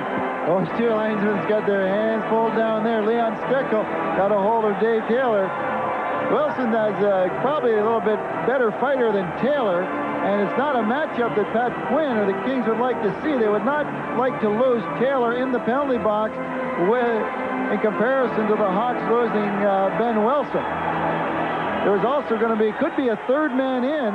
It wasn't significant, but one of the Kings had gone in and reached in and grabbed Wilson. I think it may have been Tiger. Well, Tiger tried to get in earlier. I think it was Galley who came in from the point by the time they got over to the boards. Tiger was definitely in there, but the one guy that grabbed him was Al Secord. And now that would be a good wrestling match, those two guys. DuPont and Tiger Williams were paired off, but they just held on to each other. Tiger continues to talk to Ben Wilson as Wilson is led to the penalty box. Tiger's going to get his 2 cents in worth. You know, he's looking right now. He's just staring at Wilson and saying, hey, look, my guy didn't want to fight. You want to fight? I'm available. He wants to keep Wilson, keep the Hawks honest so that his finesse players, and he'd have to consider Taylor one of his finesse players, can go to work and do some damage. Tiger, of course, is the all-time NHL penalty leader. He's been in the box more than any other player in the history of this game. That innocent-looking guy, number 22. Dave Tiger Williams. Tiger used to talk to me all the time, Dan. He says, how come you've got the same number as I do? And then when we got to Detroit, he came to Detroit, he says, okay, are you going to give me 22 or what? But he could be 50 years old, 60 years old, and he'll still be playing somewhere, and he'll come to the rescue of his teammates. He's that type of guy. He's a team player. He's going to do what he thinks is necessary. Pat Quinn today was talking about Tiger's success with the Kings so far this year. He said he's, first of all, a greatly conditioned athlete. Secondly, he knows his limitations. He knows his role in this team, and he just goes about and does it. That's one thing he's never forgotten. He knows his role. He came in as an intimidator, an enforcer. He doesn't fight or win as many battles as he once did, but he's still going to go in there and give it his darndest. And he is very, very strong man. There's Ben Wilson, and here in our ESPN studio is Jim Kelly. Dan, live Wednesday, November 27th, 7 o'clock Eastern Time. Basketball super season featuring Wichita State and a live shootout with Oregon State. The best of the Pac-10 and the Missouri Valley Conference when they hook up. That's Thursday, November 27th on ESPN. You know, seeing those shots of Ben Wilson in the penalty box, the Kings coach, of course, Pat Quinn, knows Ben Wilson's antics very well. They were together in Philadelphia. And Pat Quinn was as tough a defenseman as they had in his era in this league, too. He was no small man on those skates, and he could duke it out pretty good with the best of them. He's a big, rough, tough Irish guy. And I'll tell you one thing about Patty Quinn. He turned me inside out one night. I couldn't believe it. He come back and he said, what happened to you? He's about 6 months away, by the way, from being a full-fledged lawyer as well as a coach in the National Hockey League. The penalties, by the way, Taylor just gets a major for fighting. So does Ben Wilson. And as well, Wilson gets a minor for high sticking. So it will be a manpower advantage against Chicago. You know, guys, I talked with Pat Quinn before the game. He's just 11 college credits shy of getting his law degree. Started out after he left the Flyer organization and went to the University of Delaware. And he's working on his law degree now out in Los Angeles. Yeah, we figure about 6 months away, or he figured about 6 months or half a year away from being a lawyer. Not a bad idea in the coaching profession. Tiger Williams back to get it as the Kings are on a power play because of the extra minor penalty to Ben Wilson. Here's McClellan dumping it in. Bob Murray back to get it. Shot it on the board. Steve Larmer knocks that down, and Larmer cleared it away. Number 9, Nichols. He and Wells are the point man with Dion, McClellan, and Williams up front. This is Dion. To Tiger Williams. Breaks in. Shot it wide. Tiger was in alone and fired wide. And now Bob Murray breaks it up. And here's a Hawk 3-on-1 break. Patterson centers to Wilson. He shot it wide. Now Patterson gets it again. And then McClellan clearing it up. First Williams with a great chance. He missed. And then Wilson missed. Now here's McClellan. And sliding up was Sauve to stop that. And then the Hawks clear it. Racing after it is Patterson, but Bernie Nichols dives to knock it away from Rick Patterson. Jay Wells rounding the boards to Nichols. Some misfiring by both teams on 2 great chances. Oh, we've got a wide open game right now, whether the coaches want it or not, Dan. And let's go to Tom Mees.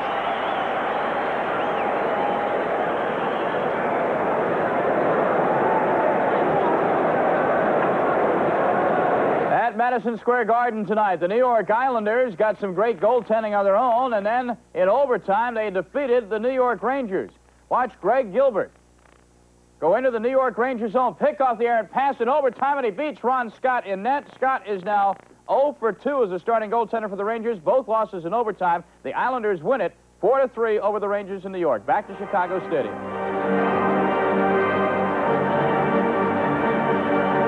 Big face-off coming up in the Los Angeles zone. 35 seconds left in the minor penalty to Ben Wilson. That's being served, by the way, by Bill Watson. Here's J.P. Kelly, number 17. Dumps it in. Sykes tried to center. Here's Savard trying to clear it. He did. But Engblom pinches in. Gets it into the corner for Smith. Now to Galley, to Engblom, to Smith. Jump behind the goal. Here's Sykes for Los Angeles. Bill Sykes back on the point to Galley, to Sykes again. Now the penalized player back on, and we're going to get a penalty here to J.P. Kelly for upending Jack O'Callahan. So just as the Chicago penalty ends, now J.P. Kelly will go off for Los Angeles. John Paul Kelly doing a little bit of hooking. Watch in front of the net as the puck gets knocked behind. Here goes O'Callahan, the hook by Kelly, and down he goes. I think he went down a little bit harder than what the hook called for, but it was still a penalty. So J.P. Kelly, a hooking call, 6:51 the time. And now Chicago with a chance of their own, and they're trailing 3-1. And have a productive power play for the most part. They're 1 for 2, for instance, in this game. And on the season, Chicago with 20 power play goals, a percentage of around 23%. So that penalty could prove costly to J.P. Kelly. Definitely. It's something that the Blackhawks can use to bring it within 1. It's something that in the game of your visiting team, you don't want to get them going with any momentum, especially with the crowd here in Chicago. The Hawks shoot it in.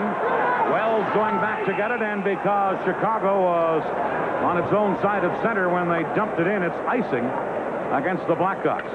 Chicago's power play, Wilson and Bob Murray, the point men. And up front right now, they have Murray with Fraser and Olchek. They'll probably play half the power play, and then Savard, Secord, and Larmer will come out. That's not a bad line to come back with. Troy Murray's line with Fraser and Olchek have been the hottest line this year for them. Fraser's been a great surprise for him. He's in the top 4 or 5 in scoring, but to come back with a Savard line, if Los Angeles are using their best penalty killers right now, they get their second best out. To come back with their second best against the Savard line is a very difficult situation. You mentioned the production. Troy Murray with 11 goals. Fraser has 13. And the other member of that line at this point, Olchek, has 6. And I'm talking about goals. Face-off again coming up inside the Hawk zone. Here's Sykes for Los Angeles, but Doug Wilson takes over for the Blackhawks. Tried to clear it out and did. And number 3, Galley, intercepts for Los Angeles and shoots it back in. Bob Murray now will try for the Hawks. That's Smith in to check him. A good play by Doug Smith. Now it's number 24, Doug Wilson, to Fraser. Firing it in. Troy Murray going in on right wing to try and get it. Too closely checked by Engblom. Now Olczyk. At Olczyk. Now it's centered to Olczyk again. Into the slot area. And the Kings couldn't clear it out. Paul Gay tried to clear it out. Now Engblom over to Gay. And number 12, Paul Gay, acquired earlier this year by the Kings from Philadelphia, shot it down the ice. Now Savard out there. 45 seconds left in the Kings penalty. Wilson shooting it in. Secord on the boards. Bumped by Galley. Here's Larmer to Savard. To Doug Wilson. Look out. Shoots one. Blocked at the defense. Here's Savard again. Dennis Savard centers to Larmer. A shot. They score! I think the Kings are arguing that it should be no goal. I think they're arguing that a man was in the crease. But I think it will be a Chicago goal. Dan, they're arguing that Bob Murray was in the crease. I said earlier he's got a green light to go. Look where he is by the right post. Watch him go to the front of the net to pass to Larmer. The shot trickles through Eliot, goes in behind off the post. Well, look where Murray is now. It hits him, ends up in front. He kicks it over, and I think that Eliot coming back knocked it in with a stick. Or it went in off of Murray's skate. Maybe they were arguing that he directed it into the skate. Here's the shot off the post. Murray's not in the crease yet, but there it is. It comes over. I don't know how it went in the net. I think it went in off Murray's skate. But I don't think he kicked it. So I think that's what Fournier ruled, that he did not kick it. And Los Angeles called for icing. So the goal by Chicago on a power play cuts the Los Angeles lead to 3-2. A big goal, a costly penalty for the Hawks, but a big goal for the Blackhawks, and you can see the people in the building here just start to rise as soon as Savard's line came out. And Dennis Savard controlled that whole puck over on the right boards, or to the right of Eliot, all the way through that last half of that power play. Did a great job over there. Face-off coming up deep in the Los Angeles zone. And it will be Marcel Dion against Savard. Hawks get it. DuPont, a shot block. Now O'Callahan, number 5, behind the net to Savard. Dion checks him, and Dean Kennedy clears it out to number 27, Brian McClellan. McClellan couldn't get it in front, and Steve Larmer back for Chicago. Larmer centered in front. Savard just missed with a tip-in, and McClellan right back for the Kings. Drops to Kennedy. Secord tied him up, and DuPont, and flips it out. And here's Savard with only Engblom back. Savard waiting for some help. Gets it. Feeds it over to DuPont. Shooting! He blasted that wide. Now Murray shooting it around on the board. Pinching in is Bergevin, but Kennedy cleared it ahead to Dion. He's one-on-one against Bob Murray, and a long shot off the blocker of Sauve. This game is livened, or this goal has livened things up, Brad. Oh, more pressure by the Blackhawks, and now the Kings have got to keep it under control. Can't give them the next one. We're halfway through this game. We have 10 minutes left here in the second period. Galley back for Los Angeles to number 7, Phil Sykes. Sykes clearing it to Bernie Nichols, number 9. Nichols trying to pick his way in, but Bob Murray knocked it down and flips it to the Kings line. Galley now to Nichols, tried to get it to Sykes and hopped over his stick. And Murray fires it out of there. They still haven't announced who scored the goal, by the way, so that's why we haven't given you the official scoring on the goal. But the goal does count, and it cuts the Kings' lead to 3-2. Shot around on the boards to Kurt Fraser. Fraser coming back for Chicago. Couldn't get around Kennedy, who headmans it to Sykes. Sykes trying to get it to Nichols. Sauve up on right wing to Yaremchuk. Number 15, Ken Yaremchuk. And he shoots it in. Kennedy back to pick it up again as the Kings clear it to center to Hawkinson, and that's called back on a two-line offside. Here in Chicago, it's the Kings 3, Chicago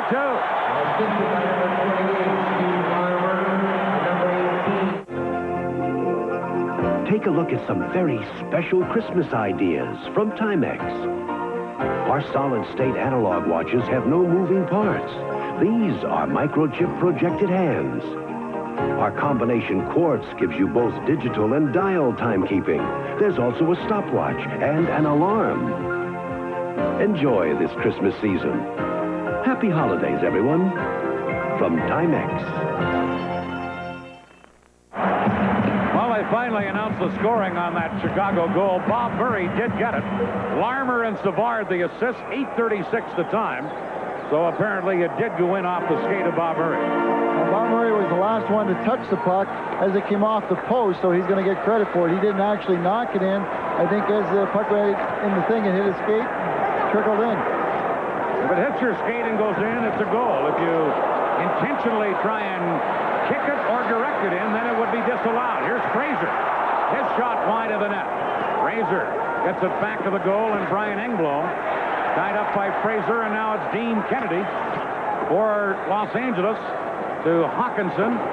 He was checked by Murray. Now Hawkinson, number 21, has it again and flips it into the Hawk zone. Brown back after it. On right wing, to O'Callahan. Shot to center and into the King zone. And Gary Galley, number 3, back to get it. Galley out of Bowling Green University to McClellan, who's also out of Bowling Green. And the Kings get it in. Secord for the Hawks, trying to get it out. And it is shot up over the boards at the Kings bench. Here in the second period, it's Los Angeles 3, Chicago 2. Tuesday, ESPN Slams and Jams is all decked out for the Wreckers Ball. AWA Wrestling's shaken with a card of exotic delight, plus one modest gent who wants big-time opponents. And don't give him any lip. I want somebody with ability. Shut up, kid.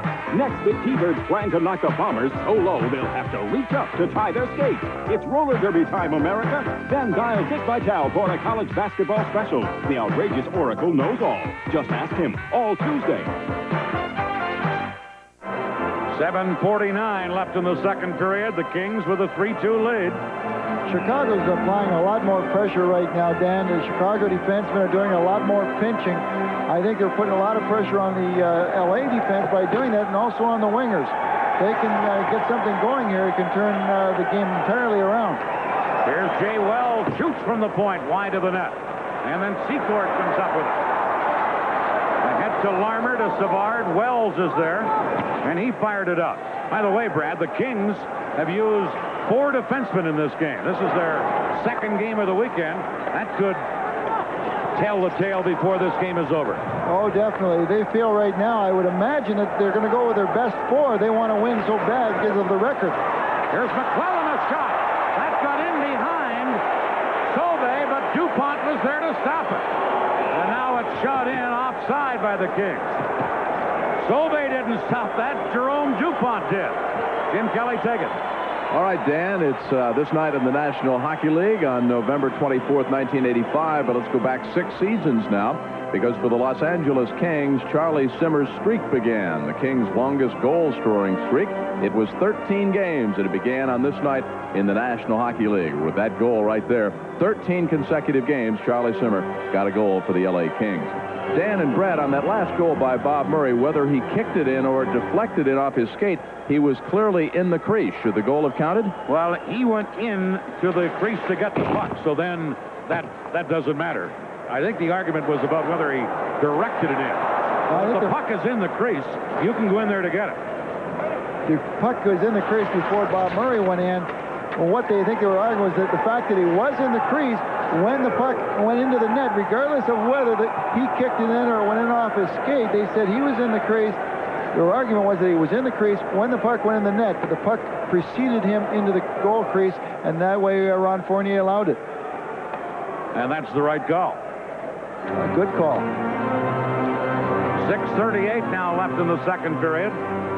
How do you like Keith Brown as a right winger? He's up there with Murray and Fraser, and just as I say that now, the Hawks make a late change. He doesn't really have a scoring touch, but I'll tell you what, he's been in the right place at the right time. He's been very sound defensively through center ice, bringing people back and staying on his point man. He's not going to hurt them at all, and I think Tiger Williams would have a better shot with Olczyk out there than with Brown. Here the Kings clearing one in off the blocker of Sauve and up into the crowd. And as usual, a jam-packed Chicago Stadium. This is quite a sports town, Chicago. The Bears with a big game this afternoon. The Blackhawks tonight. They have the Bulls, and they have their soccer team, and they have the White Sox and the Cubs. They love their sports in the Windy City. Well, Windy City is, people say it's a great place to be. Some people, I think, get a little intimidated when they come to a big city like this, but Chicago's a great place to be. It's great restaurants, great nightlife, and sometimes that can hurt a player. No kidding. Honest to God, I wouldn't lie to you. No kidding. From the face-off, it is Phil Sykes shooting one off a skate and wide to the net. Now, Olczyk really hammered into the boards by Kelly. And now Ben Wilson takes over for the Hawks. Cleared to center. Galley knocks that down. Galley clearing it in, and Wilson flips to center ice. Missing Olczyk with the pass, and Galley is back to get it. Clearing it to the Chicago line. Here's Yaremchuk, number 15, squeezed out by Wells. But Yaremchuk got it to Bergevin to Secor. Diving save by Eliot. And that might have been a game saver for Darren Eliot. Back come the Kings with Kelly to Sykes. Sauve knocking it back to the goal, and Secor takes over. Number 20, Al Secor. Gets it in. Engblom back to get it. And now, Morris Lukowicz, number 10 for Los Angeles. Upended. Secor has it for Chicago. Getting back into a closer checking style of play in this game. Engblom broke up a dangerous rush there. Moving around, the Kings threw that line of John Paul Kelly and Sykes, and they threw their body around, and that seemed to take a little bit of a tempo away from Chicago. Secor races after a loose puck, but number 16, Kennedy, fired it out to center. Here's number 27, McClellan. Leaving one to Lukowicz. O'Callahan checked him, and Secor feeds Larmer. Larmer looking for Savard. Couldn't find him, gets it into the corner. Here's O'Callahan. Now Fraser to Larmer, he shoots, he scores! Steve Larmer!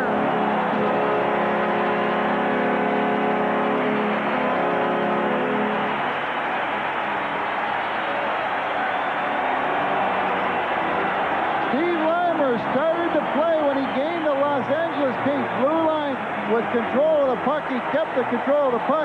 It goes behind the net. He goes to the net off of Engblom's feet and right on his stick, and he puts it under the arm of Darren Eliot. A good break for him as it goes behind the net. Here comes Fraser, hits Engblom's feet and right on Larmer's stick, and he puts it away very, very quickly. A 46-goal scorer last year, Steve Larmer has just scored his 7th of the year to tie this game at 3. Now it's Los Angeles clearing it to center, and play is called. And we get a stoppage at the Kings blue line. The Los Angeles Kings 3, Chicago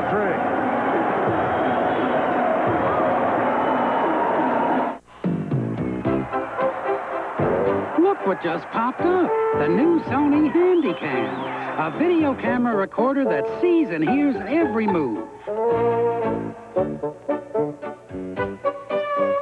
Just point and shoot and catch all the fun. It's so tiny it fits in one hand. The new Sony Handycam. Where will it pop up next? 4 minutes, 20 seconds left in the second period. A brand new game now, Brad. Oh, definitely. We're starting with about 24 minutes left in this hockey game. for the next period and 4:20 left here, and the Kings have got to mount some kind of attack and take the momentum away from the Hawks. Larmer got the goal. Fraser the assist. 15:26 the time. Steve Larmer 7th of the year. Now the Kings in their forechecking. And Dave Taylor almost gets into it with DuPont. But they're separated. Fraser and O'Callahan, by the way, got assists on that last goal. We get a look at on the ice. Jerome DuPont is taking a little pushing at Tiger Williams, and he's expressing himself very well, making himself understood. Tiger's going over and going to talk to Dave Taylor and says, look, just bring him over my way if he wants to mess with you. Ron Fournier moving in. He's trying to cool things down. The old Bob Pulford's not going to change his line. 4:05 left here in period 2, a 3-3 game. The Kings at one time had a 3-1 lead. Shot from the point, well off the target by Galley. And then Brown flips it near the Los Angeles line. Williams is there to Taylor. Now Galley, number 3. Gary Galley. Getting it into Nichols. He couldn't get through the defense. And Keith Brown back to the Hawks. Over to Fraser. Fraser back to Brown. Too well checked by Wells.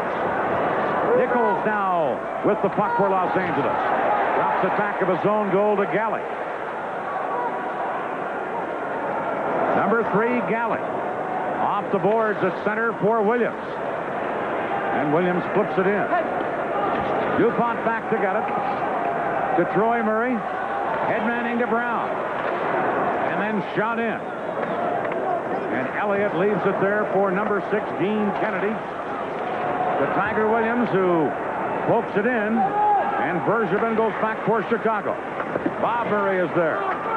Being forechecked hard by Hawkinson. Now Murray breaks out and gives it to Gardner. Less than 3 minutes to play in the second period. A 3-3 game. Engblom hammering it off the boards and shooting it back out for the Kings. A lot of shooters out there, Dan. It looks like we got a broken glass down there. What a check by Hawkinson. On Bergevin. Hawkinson with that tough check. And now Chicago with Yaremchuk coming back. To Olchek. To Yaremchuk. Broken up in front of the net. But a penalty coming up here against Engblom of the Kings. Chicago 3, Los Angeles 3. Look at that glass down there. Can you see that? A fine wine is a perfect balancing of taste. So is a fine dinner. Le Menu. Each Le Menu has 3 carefully orchestrated foods, like beef sirloin tips in mushroom and wine gravy, seasoned O'Brien potatoes, and broccoli with cheddar cheese sauce. Le Menu frozen dinners from Swanson. So extraordinary, you dare serve them with a vintage wine. Well, a penalty to Engblom of the Kings for hooking. 17:33 the time. And Hawks with a big chance right here. We're going to have a look at that hit by Hawkinson. Watch Bergevin go in. Hawkinson hits him. Now watch the glass. I thought it actually broke. That's where the door is that goes down to the Kings dressing room. And normally glass wouldn't move that much, but what a check that Hawkinson threw on him. It didn't break, but it bent and shook a little, I'll tell you. There was a lot of weight going up against that plexiglass, believe me. Now Chicago in this 3-3 game on a power play. Here's Savard. To Doug Wilson, shooting wide by a couple of feet, rebound. Savard couldn't jam it in. Savard again. To Doug Wilson. Wristed it in front of the net, and Wells is there to shoot it away. And Doug Wilson has to go back. A minute and a half left in Engblom's penalty. Wilson to Bob Murray. Now to Savard, but called back on a 2-line offside pass, and that gives us a chance to go to Jim Kelly. All right, Daniel, thank you very much. Coming up between periods 2 and 3, a chat with Clark Petulli, who is the merchandising manager for Dodge of Chrysler Dodge, very involved with the NHL All-Star Game. We'll tell you about that. Scores and highlights from ESPN SportsCenter. The Bears are unbeaten. They win big today. And, of course, Tom Mees will have all the action from the NHL tonight. The Flyers and the Penguins, the Rangers and the Islanders. That game, of course, over. It went into overtime. Faceoff is going to be just inside the Chicago blue line. Hawks still on a power play. 1:24 left in the penalty to Engblom. Chicago with a big chance here. It's like putting something on a silver platter. Oh, definitely. The Kings are going to have to watch out. The Chicago keeps going to that umbrella with Wilson at the top out by the blue line. Savard has the option of giving a one-timer or moving it in deep. Chicago couldn't hold it in. Here comes Sykes, number 7. To Smith, a drive. Sauve made the save. Didn't know he had it for a second, but he did, and he held on to it. Look what I found by Bob Sauve. A good screenshot, a good drop pass, a good screenshot. Bob Sauve caught it in tight to his body and hung on. He didn't get a real good look at the puck when it took off, but he made the save. Not a big guy, Bob Sauve. And he tries to stay on his feet as much as he can. He's more of a stand-up angle goaltender. And if he does go down, he tries to get up as quickly as he can, because when you have a small goaltender out there, a lot of teams say, try and go upstairs on him, because they can't cover it as well. That's what the saying is. I wasn't a goal scorer. 59 seconds left in the penalty to Los Angeles as Keith Brown leads the Chicago Rush to Ben Wilson. Got it in. Olchek going in to get it. Now Fraser in the corner to number 4, Brown. Into Fraser. Side of the net to Olchek. A shot and a glove save there by Darren Eliot. On a low shot, he was down that low that he was able to scoop it up. The puck kind of bounced into his glove, Dan. I think that Olchek was trying to make the pass across through the crease. And what happened, the Kings defenseman's stick got in the way, it flipped up, and Darren Eliot was right there to make the save. A nice little play from the point from Brown in to Fraser, and Fraser kind of drew the defenseman to him and just slid it into Olchek by the side of the net. I think that play, probably the guy who's perfected that goal mouth play the best has been Peter Stastny with Quebec. He is so accurate in his passing. And if you can get a guy in around that net that can move that puck through holes or thread the needle with a pass, what a play it is. We're having a delay as Jay Wells goes to the Chicago bench to get a new stick. Brad, you mentioned earlier the poor play of the Kings special teams. They're 21st, for instance, in penalty killing and 20th in power play production. Right now, they're shorthanded. They've already given up 1 power play goal against tonight. Last year, the Kings won the award for the biggest differential in power play and penalty killing special teams, and this year it's really hurt them. Keith Brown with a rocket from the point. That was wide. Comes to Brown again. We're on the final minute of the second period. Ben Wilson shot wide. Here's Fraser. Gets it into the corner. Nichols for Los Angeles. Trying to clear it. Ben Wilson held it in. Over to Brown.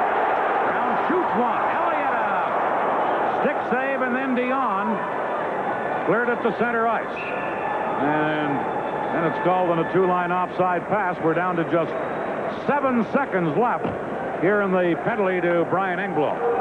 Ken, I've been really impressed with Darren Eliot tonight. There's been a lot of traffic in front of him. Look at Bernie Nichols. But Darren Elliott's had a lot of traffic in front of him, had a good concentration, and he stayed with all the shots. So I think he's been playing great. A little mix-up on the Kings penalty killing out there. The puck came out of the corner, and Bernie Nichols was trapped in tight and came out, and Dion was out there by himself, and he had to play both defensemen. But Elliott's played real well tonight, especially he's been killing some times. He's had some good shots from close range from the top of the circles by the Chicago Blackhawks, and even though the traffic's been there, his concentration's been superb. By the way, Eliot is getting an opportunity to play more because Bob Janicek is out serving a 5-game suspension for a stick-swinging incident that you people saw right here on ESPN. What, about 3 weeks ago, Brad? Yeah, it was an incident involving the Philadelphia Flyers and Peter Zezel. And what happened, Janicek the game before in Hartford to run into a problem when he got run over by Torrey Robertson. He took exception to a bump by Zezel, and he hit him twice with a stick. And Brian O'Neill from the NHL suspended him for 5 games. Bob Fulford right now yelling at the referee because Dion comes on, and the Hawks are supposed to have the last change, and Fournier's going to wave Dion off the ice. There's 28 seconds left. Pat Quinn trying to get 2 centermen out there for this face-off. And Fulford doesn't want Dion out there as the second centerman, and he was yelling at the referee Fournier, and Fournier sent him back to the bench. Wells now clearing it. Just as Engblom comes out of the penalty box, he gives it ahead to Taylor. 2-on-1 break centered, and sliding across with Sauve to break it up. A great chance there for the Kings and for Bernie Nichols. And now the puck comes into the Los Angeles zone. Kennedy back to get it. To Nichols, who just missed on that close-in try moments ago. Now Doug Wilson got it to center. Here's Nichols again. And he shot it off the boards. Almost hit the referee Bernier just as the buzzer goes to end the second period. What was Nichols so upset about? Nichols was upset because he thought there should have been a penalty over by the boards. The last play, watch the move by Doug Wilson. What a great play. He forced the pass and let Sauve know where the pass was going, and Sauve blitzed Nichols, and Nichols didn't have any time to do anything with the puck. Now I know why Bernie Nichols was so upset as the period ended. Shots on goal after 2. The Hawks 31, the Kings 30. And the score, Chicago 3, the Los Angeles Kings 3. We'll be right back with Jim Kelly and an update on the All-Star fan balloting. We're keeping the total sports promise Monday. NFL Films presents Dan Marino, 1984's most valuable player. He's a man who's won everything there is to win, almost. Next, we'll preview the 49ers' present state of mind in their Monday night matchup with the Seahawks. There'll be a whole lot of hitting going on. And ESPN is the network for the America's Cup. Our pre-challenge series continues with a look at the son of winged keel Australia Free, all Monday.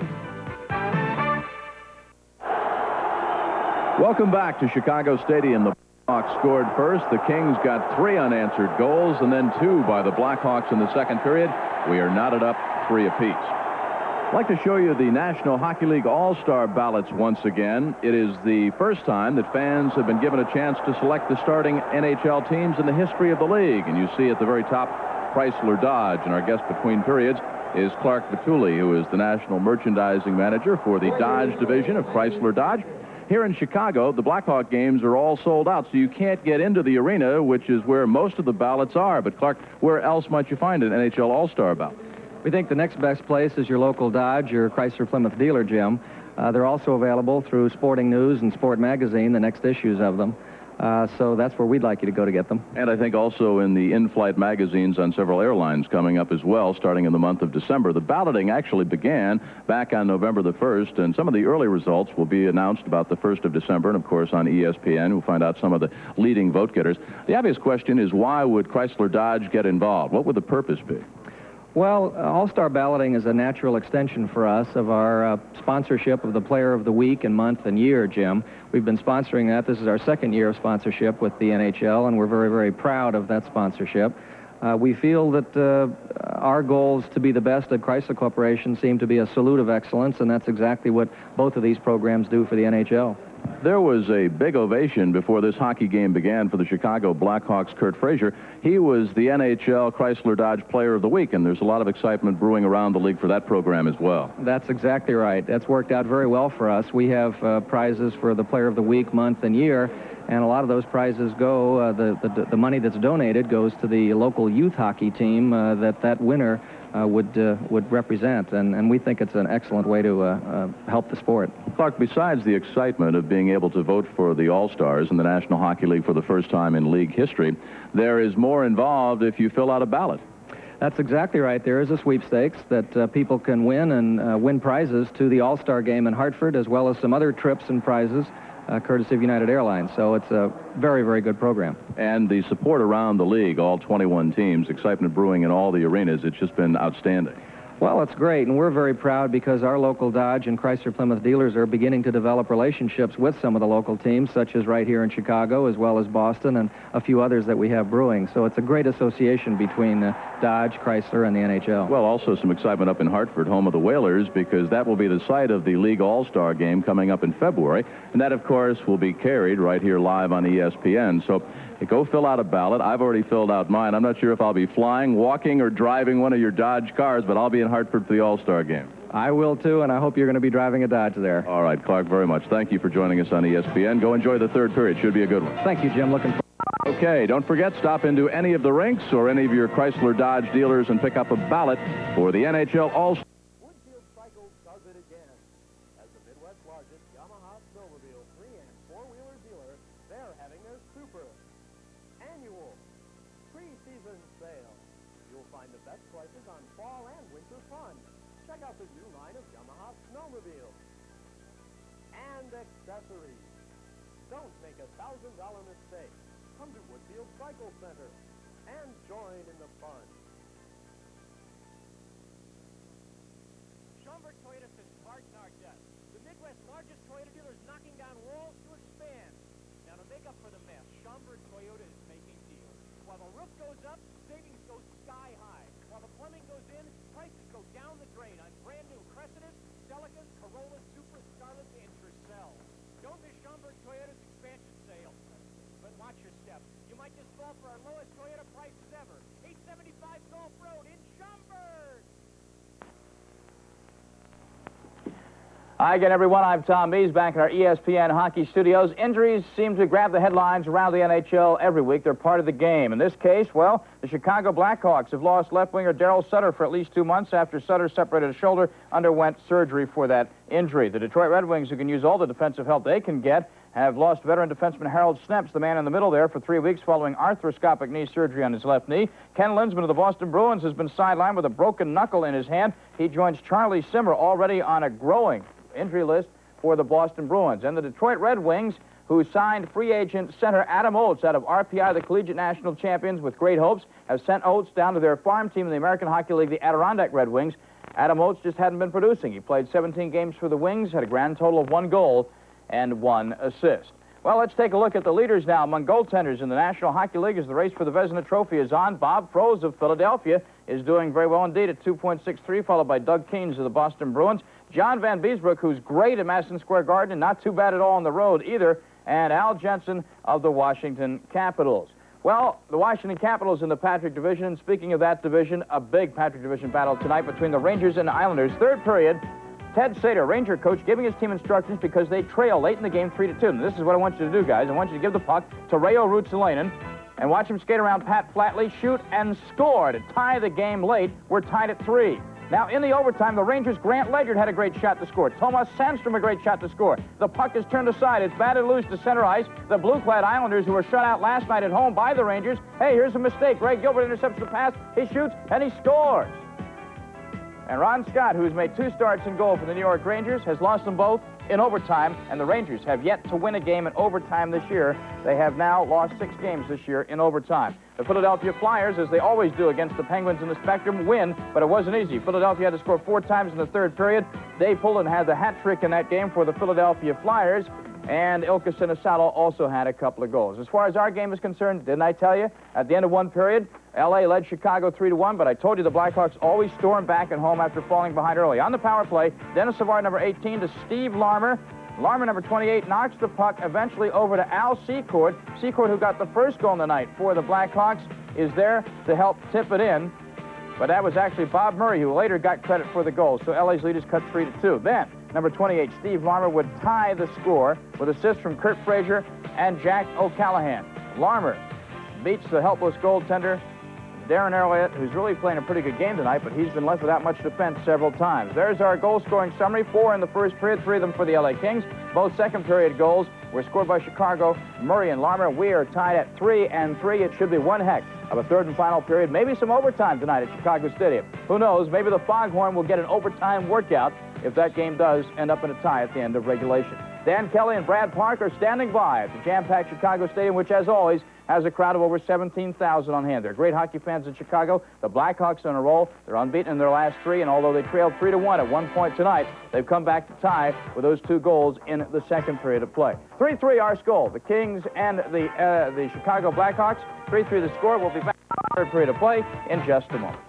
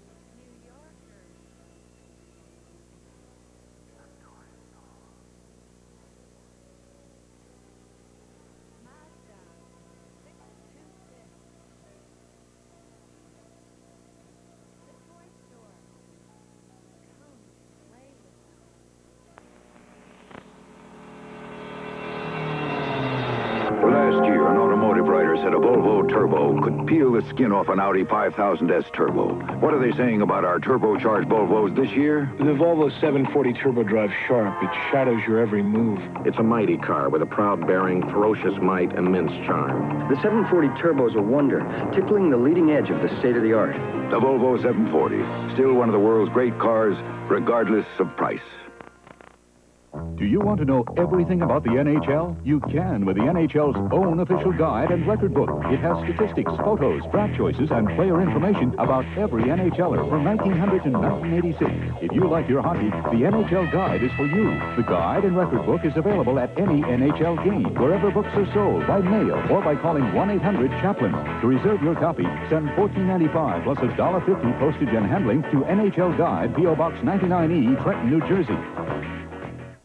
We are back live at Chicago Stadium. It is the Chicago Blackhawks 3 and the Los Angeles Kings 3. The Kings just making their appearance on the ice, and there's their coach, Pat Quinn, former rough, tough defenseman and the former coach of the Philadelphia Flyers.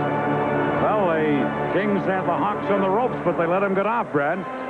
The Hawks, not as much, I don't think the Kings kind of let them off the hook, but the Hawks came out in the second period and really started to attack and come back at the Kings. And what they've done is they've pulled themselves even. And if I was Bob Pulford, he expressed before the game, the one thing that bothered him about his team was that the lack of a killer instinct.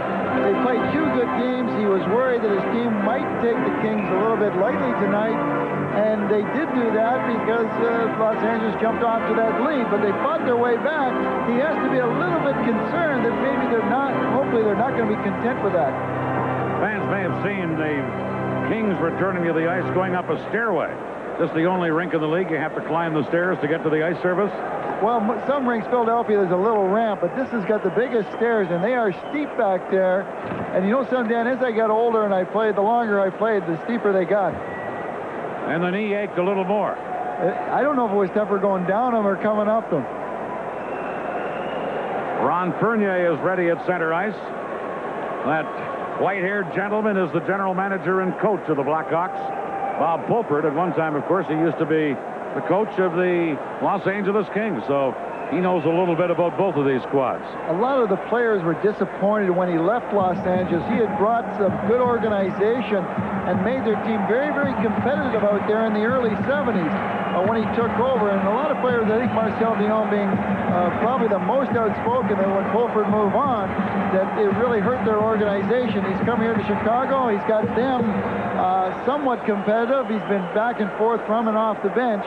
And he really works hard with his club. Good hockey man is Bob Pulford. Here's Fraser for Chicago as the third period gets underway. Brian Engblom beating Keith Brown, who shot at the center, and Galley knocks that down into Tiger Williams. Williams couldn't get around Ben Wilson. Now Nichols trying to center one, and DuPont is there for Chicago. Troy Murray comes over to help out. Now to Kurt Fraser, who flips the puck into the Los Angeles zone. Eliot out of the net, defeated around to Galley, number 3. Galley knocked it to Nichols, who batted it with his hand to the Hawk line. And Chicago take over there. Here's Ben Wilson to Doug Wilson. No relation, these two Hawk defensemen. And the play went offside at the Los Angeles blue line. Doug Wilson, who's been a 40-goal scorer, Norris Trophy winner, not off to a great start this year for Chicago. He's more of an offensive defenseman. He plays both defensive in key situations, but he's a goal-scoring defenseman. He's got a booming shot. He can blow it by goaltenders from the blue line. He only has 2 goals so far this year, 11 assists, the same as Bob Murray, but Doug Wilson is noted for his offensive play, and you'd have to say he is off to a slow start. Engblom off the boards to Dion. Marcel Dion to McClellan. Over to Dion, broken up and Secord. Comes right back for the Hawks to Savard. Savard in for Larmer, but Larmer proceeded the pass into the zone, and it's offside at the Los Angeles line. Look at Larmer, big goal scorer. One of his, they move him around sometimes when him and Savard are playing very, very well. With Secord, they're a great line, but Paul Pulver's not afraid to move his people around if one guy's having a tough time. And he plays his offside. He's got a quick release, and he's a good playmaker. He reminds me a lot of Bossy. Good pair of hands, as the hockey players say. Here's Doug Wilson. Over to Jack O'Callahan. The Hawks on the attack. But McClellan knocked it down, and now Engblom to Dion to McClellan. Broken up by Wilson. Doug Wilson to Savard. Dennis Savard grips one high off the glass. Coming over to get it is Larmer. Shot behind the net. Engblom there. Puck centered. Eliot just dives out and covers up on it. Darren Eliot, 23-year-old goaltender from Hamilton, Ontario, and out of Cornell University. He's been a busy man tonight, fixing his pad there. He's not taking any chances tonight around that net. Everything that's loose puck or, comes out around him, he's falling on, he's freezing. He's not going to give away a cheap goal. He's not going to try and do something with it in case he might do something stupid. So he's going to smother everything and slow the game down a little bit and hopefully deter the Blackhawks. For Chicago, it's Gardner, Olchek, and Yaremchuk. For Los Angeles, Smith gets the draw. Bergevin held it in. Centered and kicked away by Wells, and back comes Smith. Smith shoots one. Body saved by Sauve. He didn't know where it went, but it went off onto the wing. Smith held it into Sykes. This shot wide by 3 or 4 feet. Now Sykes after it again in front. Oh, Smith tipped it just wide. Now centered by Kelly. Galley at the point holding it in. But now taken by Gardner, number 14, to Yaremchuk. Off his skate. And J.P. Kelly flips the puck back into the Chicago zone. Good chance there for Los Angeles. That line has probably been the most impressive and hard-working line for the Kings tonight with Sykes and Kelly and Doug Smith. They've been all over throwing the around. And from Chicago, with the Hawks 3 and the Kings 3.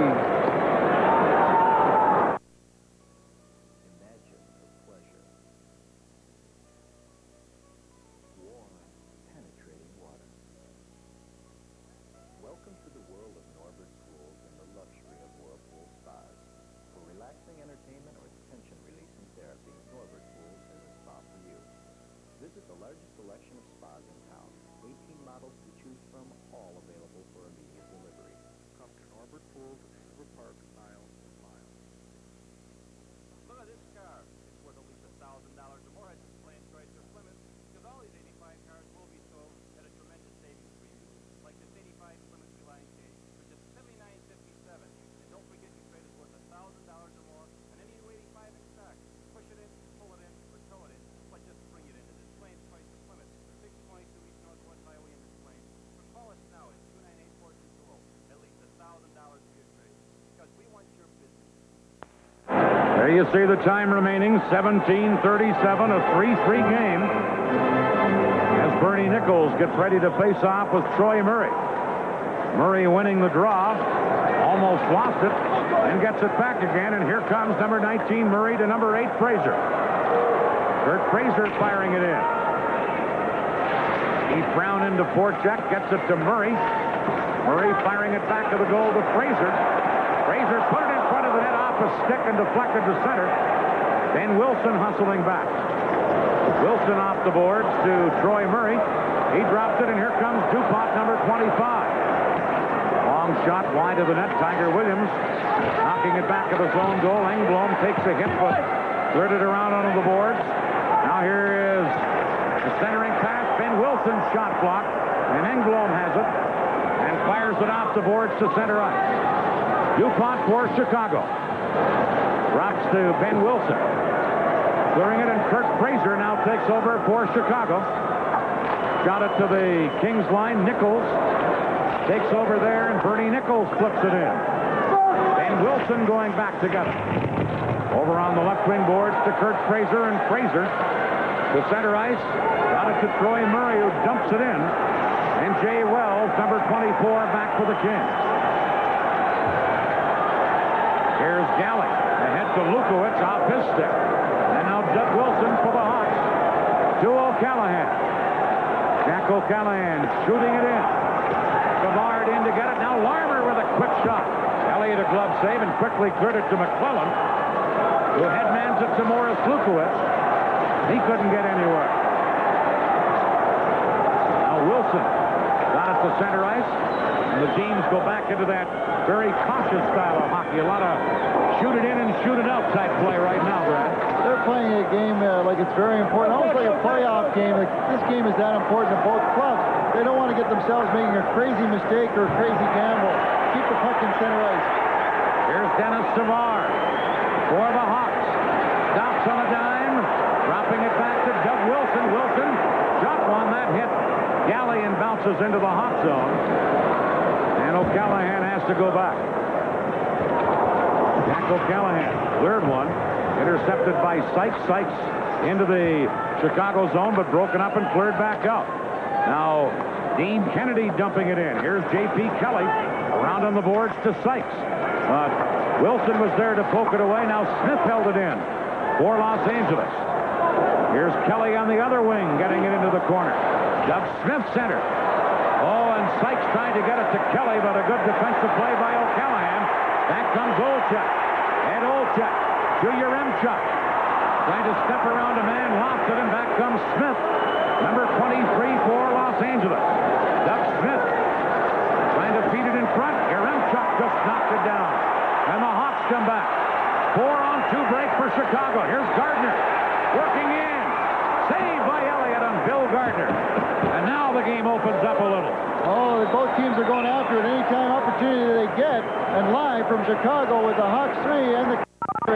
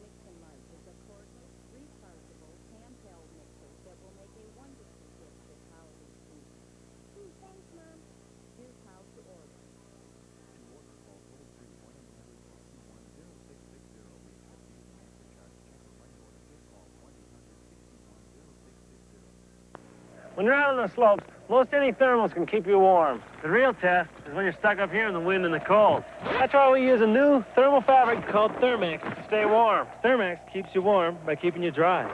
Right. It actually helps draw sweat away from your skin. So even if you work up a sweat on the slopes, you stay warm and dry on a chair. Thermax, because keeping dry is keeping warm. For stores that carry Thermax in your area, call 1-800-258-3900.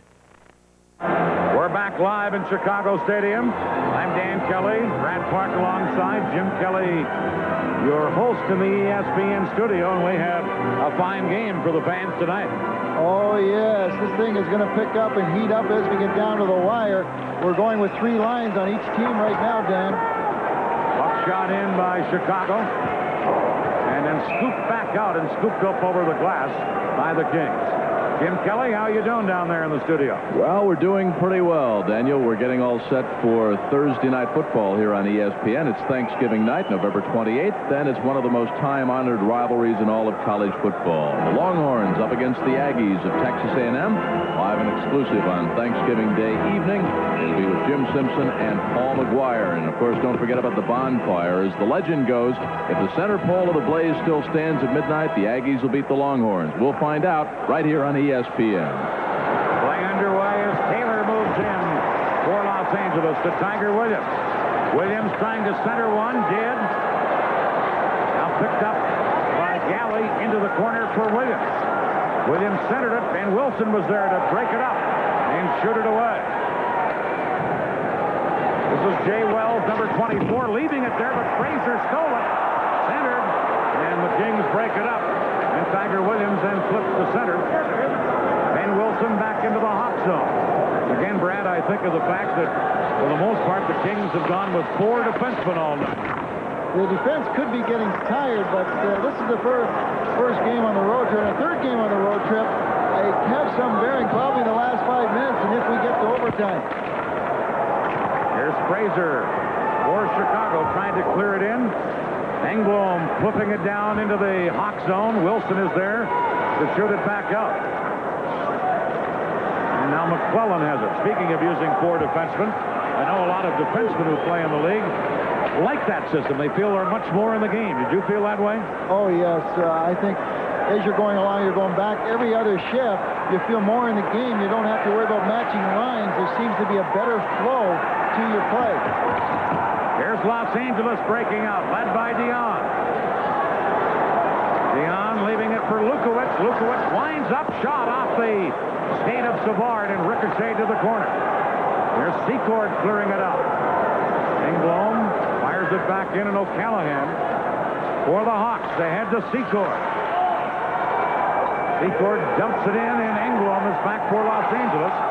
And just clears it right back out. Gardner lost it to Kelly, and here is Sykes, number 7. Sykes checked in the play. Now it's Harry Galley, loses to Gardner. Gardner breaking in. Big save there by Eliot on Gardner. And the Kings come right back. Number 7, Sykes, but back checking was Yaremchuk, and here's Bob Murray backhanding it to center ice. Gardner to Olchek. Chicago on the attack. Good defensive play there by Wells and Galley to break it up. And then it's flipped down by the Kings. Bergevin leaving it for Bob Murray. Got to the Los Angeles line, and Wells takes over there. Cleared to center. Gardner, who had that big chance earlier. To Yaremchuk. Couldn't get around Jay Wells. Now Yaremchuk steals it. Out in front. Backhander. Rebound. They score! And Olchek has given Chicago the lead.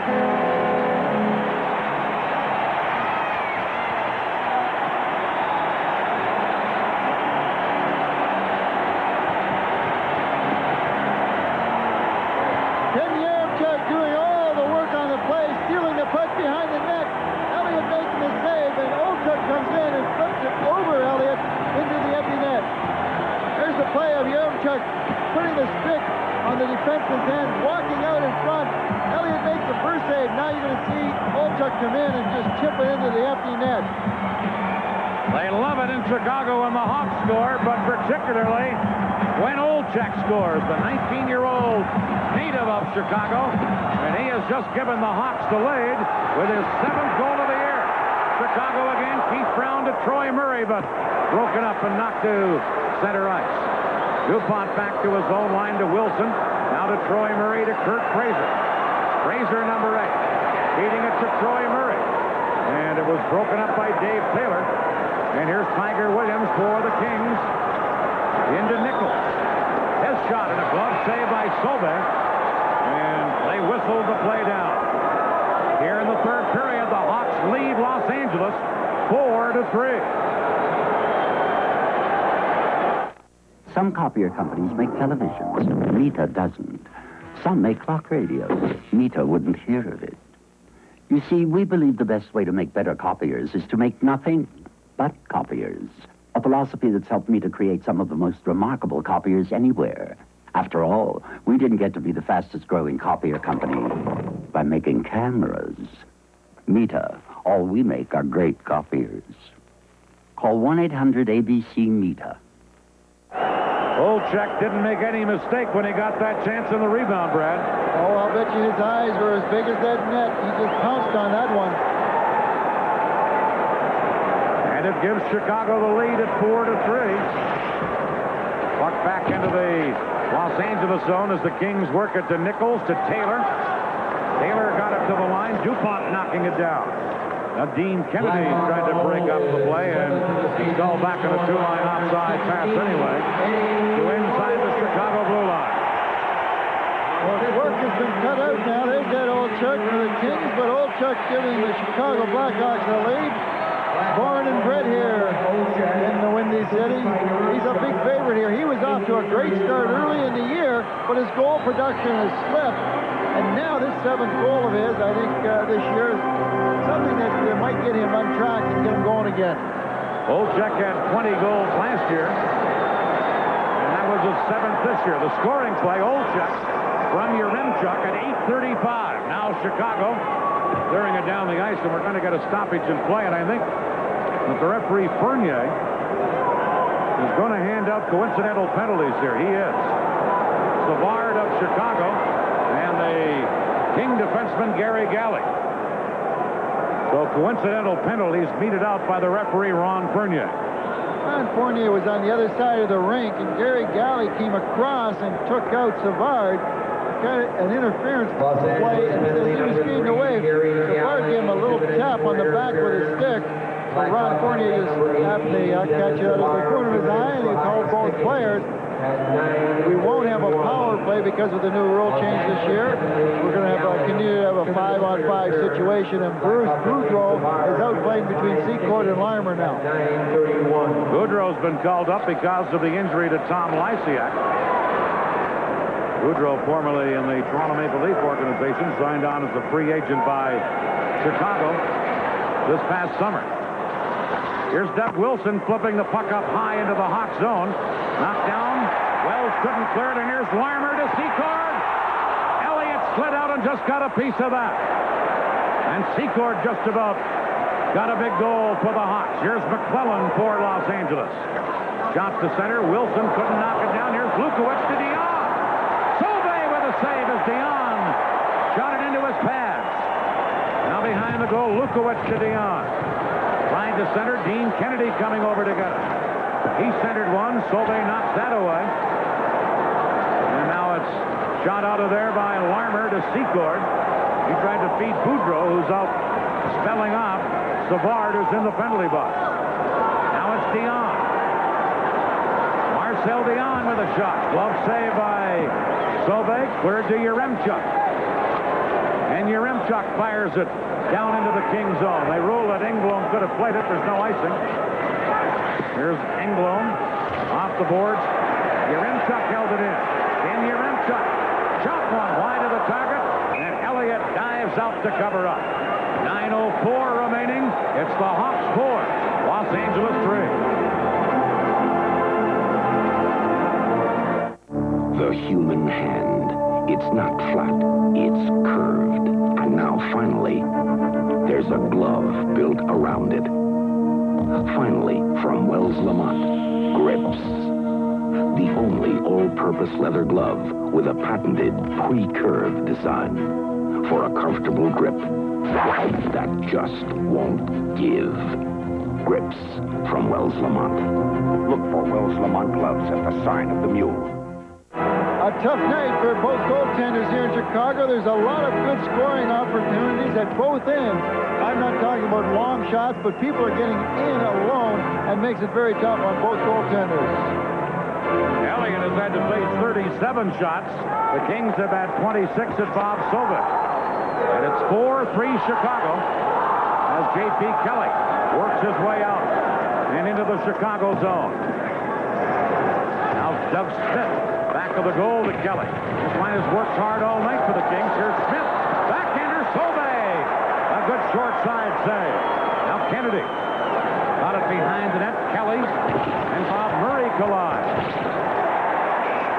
And Bill Gardner gets it. Now we're going to get more penalties here. I think Bergevin is going to get a penalty for Chicago. Ron Fournier making an elbowing call on Mark Bergevin. And I think he's calling coincidentals. It looks like it. Doug Smith's going in because he retaliated. Well, Bergevin and Smith go out. There's the puck in the corner. Watch John Paul Kelly knocking along the boards. It goes by. Watch Smith there. Now here comes Bergevin with the check. And as they go out of the screen, there was an elbowing call on Bergevin and a roughing call on Smith. 2 minutes for roughing. Smith for roughing, Bergevin for elbowing. More coincidental minors, so again the teams won't play short-handed. Los Angeles penalty, Smith, 2 minutes roughing. And they'll get a face-off deep in the King zone. Or in the Hawk A little zone. bit of pacing back there. He's got to be worried down a goal. His club is not playing with a lot of confidence right now. His defensemen have been a little nervous in mishandling the puck at the blue line and behind their net. Centering pass intercepted by Sauve. He fired it around, and Keith Brown gives it to Fraser. Fraser shoots it in. Troy Murray coming in. Murray couldn't make his play, and Taylor comes back for Los Angeles with Nichols. Nichols a shot. Hit DuPont. Nichols centered. Pass behind. Taylor. Now Williams got it in front. DuPont intercepts that. Headmans to Fraser. 3-on-2 hot rush. Fraser to Brown. Broken up by Wells, and right back is Williams to Nichols. Nichols with a shot. And again blocked by DuPont. And Troy Murray winds it around to Brown. Now to Fraser. Checked by Lukowicz at center. Boris Lukowicz upended by Troy Murray. And the Hawks clear it back to the Los Angeles line. Chicago right now doing a very good defensive job protecting this 4-3 lead. And Sauve cleared it around on the board. Engblom got it in front, but Doug Wilson was there. Another 3-on-2 Chicago rush. Leaving it for Secord. Got it in front, but Dean Kennedy was there to clear it away. Now Larmer sliding it into the corner. Engblom back to get it. And the Kings just shoot it to center ice. We have just over 7 minutes left in the third period. Chicago with a 4-3 lead. Here's Larmer. Couldn't get around Kennedy. And Kennedy feeds Lukowicz, number 10. Wilson knocked it away. And that puck cleared aside by the goaltender, Eliot. Chicago making a lot of quick changes out there tonight, Dan. Here's Sykes with a chance, and Sauve came out and made the save, and then held on for a faceoff. Let's find out about college basketball coming up on ESPN with Jim Kelly. Well, we've got live coverage from one of the best preseason tournaments, Dan, the Great Alaska Shootout. It all starts Friday, November 29th. The super doubleheader, ACC powerhouse North Carolina, the Tar Heels of Dean Smith, and the Big 8 Missouri Tigers tip it off in Game 1. Then the defending NCAA champion Wildcats of Rollie Massimina at Villanova take on the Runnin' Rebels, Jerry Tarkanian and UNLV. Live Friday, November 29th, right here on ESPN. Brad, at this stage of a hockey game, what adjustments will the defensemen make for the Los Angeles Kings trying to cheat up a little bit and kind of give their team an edge when they need to score a goal? They need some offensive firepower. And conversely, what does a defenseman do for the team that's ahead trying to protect in front of their net? Well, when you're on the attack, you've got to get a goal. The defensemen have got to pinch more in the other team's end. They've got to move up and make it a four-man rush as often as they can. The other end, they're not going to make bad gambles. The Chicago defensemen are going to ease up. They don't have to force it. They have to protect their own end and hang back a little bit more. Here's Jay Wells trying to clear one to Kelly on the left wing boards. Kelly cleared it out. Murray knocks that down, and Murray just flipped it up over the boards. Here late in the third period, it's the Hawks 4, Los Angeles 3.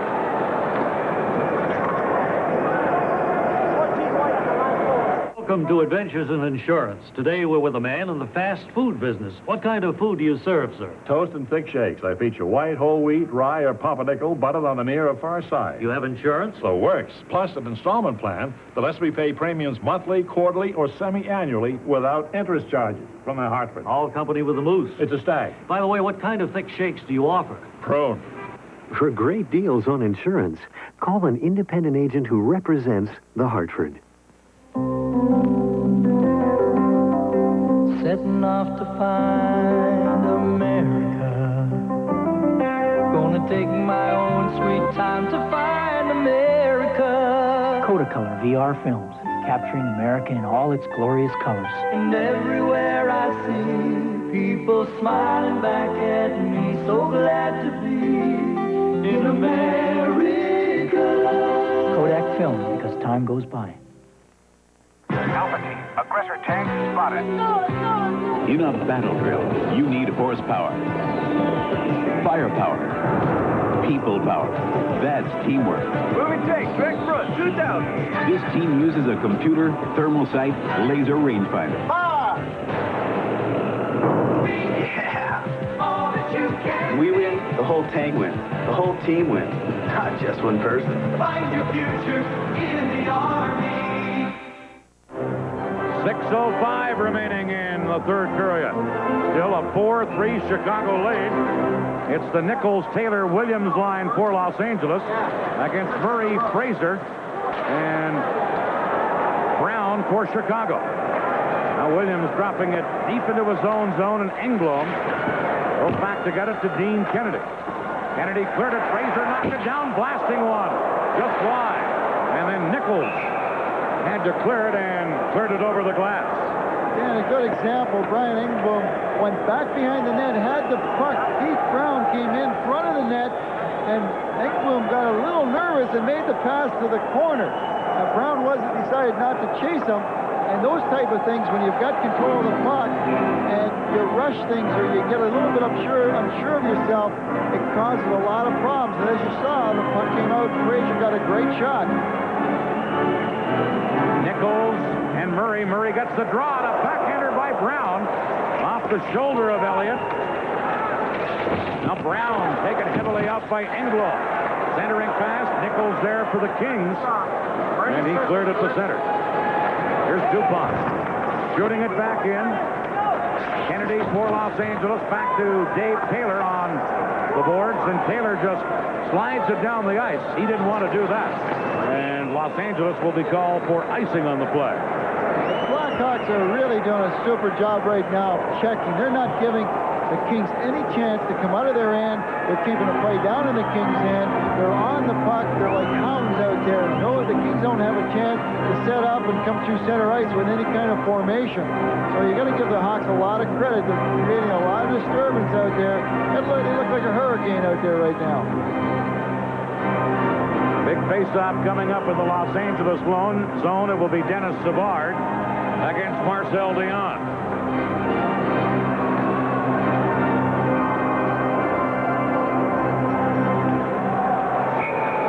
Savard and Dion both a little over-anxious. And now they're going to toss Savard out of there, and Larmer will have to take the draw. And Dion wins it, as a center should do from a winger. He just knocked it over towards the boards, anywhere from except back out to the Chicago board, to the blue line. He did a good job. McClellan gets it to the Hawks line. O'Callahan is there to shoot it right back up. Down under 5 minutes left in regulation time. O'Galley went back and cleared it, took a heavy tumble into the boards. Here's Dion to McClellan. McClellan around for Lukowicz. He couldn't get his stick on it. O'Galley gets the puck behind the net, but Wilson gives it to O'Callahan, and the Hawks are able to clear it out of their zone very nicely. Chicago playing a top-notch defensive game right now and really getting the puck out of their end very well. even when the Blackhawks just dumped the puck softly into the Kings' end, one of the forwards is really hurrying the defenseman. You saw Galley go back to the net.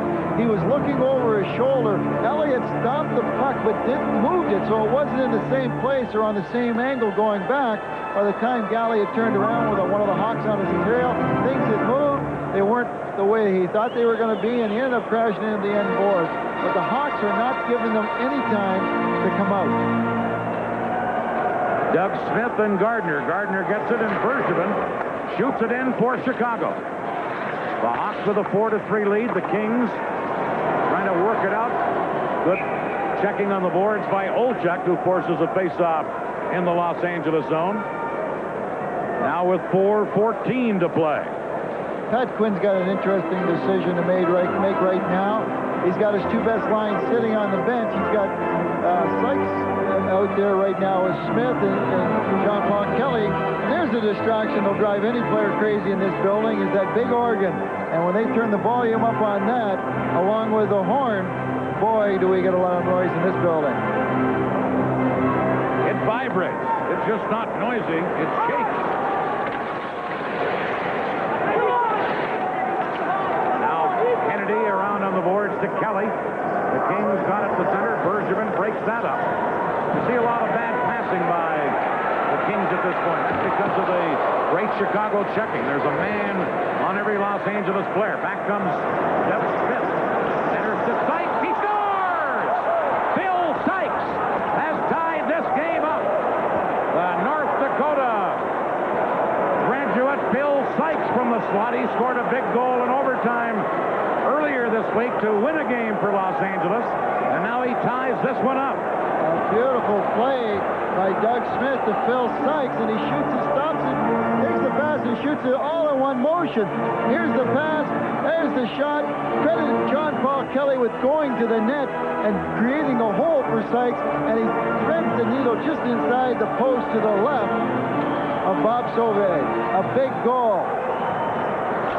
Bill Sykes, his 5th goal of the year, and it ties this game at 4. Now Nichols got it in, but it's shot out by Ben Wilson, and Jay Wells chases back to touch it, and this will be icing against Chicago. Now a big goal indeed. That line, you talked about them earlier. Sykes out there with Kelly and also Doug Smith. They receive a just reward. They worked hard all night. They have. The Blackhawks have been hemming up the Kings. That was the first time that the Kings have come through center in the last 5 minutes with any kind of formation. And Doug Smith raced over, picked up the boards. John Paul Kelly went right through the middle of the net, creating the hole for Sykes, and a good pass from Smith.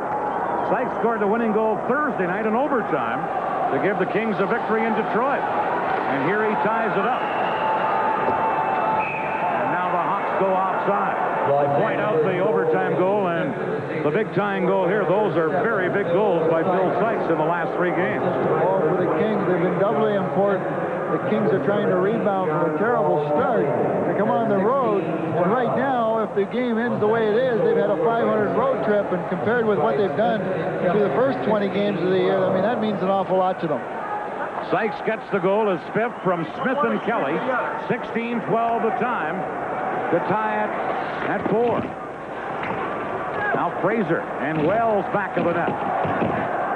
In comes Keith Brown. Now Wells and Fraser continue to battle. Some tough traffic in behind that Los Angeles goal. Here's Dave Taylor. Wilson rides him out. Tiger Williams. Back of the net. Now Nichols gets it for the Kings. Nichols trying to center. Tiger Williams a whack at it. Cleared away by Ben Wilson, and here's Brown for Chicago, just jumping it in and going to the bench as the Hawks send out 5 fresh players. Marcus Galley, number 3 for Los Angeles.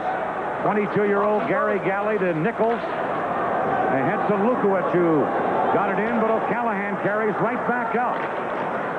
Engblom broke it up for the Kings. And now O'Callahan for Chicago to Steve Larmer. Larmer wristing a shot. Save made, and then the Kings clear it, and back comes Dion. As Lukowicz with him. With a good defensive play by O'Callahan to knock it away. Secord flipped it to the Hawk line. Now Morris Lukowicz with less than 2 minutes to play in regulation time. Shooting it in. Here's Doug Wilson to Savard. Hits him on the fly. And Engblom played him perfectly and broke it out. Savard almost broke away. 1:43 to play in regulation. It's Chicago 4, Los Angeles 4. We're keeping the Total Sports Promise Monday. NFL Films presents Dan Marino, 1984's most valuable player. He's a man who's won everything there is to win, almost.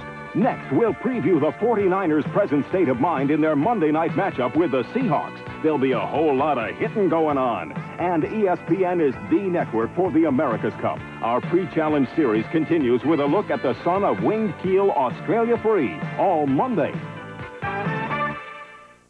Faceoff is going to be just inside the Los Angeles blue line. Brian Engblom just made a fine defensive play on a speeding Dennis Savard. You'd have to credit his experience with that because the puck ended up behind the Chicago net. He picked Savard up out of the corner of his eye, streaking up the middle, and he just took off and made a nice play when Savard tried to one-hand the puck by him. Now a puck high in the air into the Hawk zone. And now this play is called on another two-line offside, and the face-off again will come back into the Los Angeles zone with 1:37 left in regulation play. Right now, with that tying goal by Sykes, the Kings on the road would have the momentum. They have. This momentum has gone back and forth all night long. It's been a great hockey game. The one thing I like about the new addition to the National Hockey League a couple of years ago, the overtime, the Kings might be contended before to be with a tie on the road. You know the Hawks would not be. But with the overtime now, we've got 6 minutes and 37 seconds possibly to go. The Kings winding up a 3-game road trip, and they battle back from behind here. The tie at 4. And Wilson for Chicago. Now to DuPont. His pass to Brown goes all the way down the ice. Galley back to get it, and Los Angeles will get a big face-off deep in the Chicago zone. Face-offs are very important right now. You're going to see Chicago is going to try and get 2 centermen out there so the first centerman can cheat. They would love to win the draw. Bernie Nichols will take the draw for the Kings. They'll try to get it back to Galley. You know, Tiger Williams is going to be in front of that net, going to bother Bob Sauve as much as he can. Kings have only won 5 games all year, but they've won 3 of those games on the road. Here's Galley a drive, and Sauve just got his hand up to get a piece of that. Then Wilson for the Hawks. Flips it in. Wells back to get it. We're in the final minute of regulation time. Nichols to center ice to Williams off his skate. Then Wilson right back for Chicago. Gives it to Troy Murray. Murray, number 19, trying to shoot it in. Knocked down at the line by Taylor. And then the play was called anyway. A lot of safeguards out there, Dan, when it starts getting tight and a little bit of nitty-gritty going right now. It's time when you don't take any chances. The puck gets over your line. You're just going to flip it out and keep the puck in center ice as much as you can. It's a lot safer having the puck in center ice than people going to your net with it.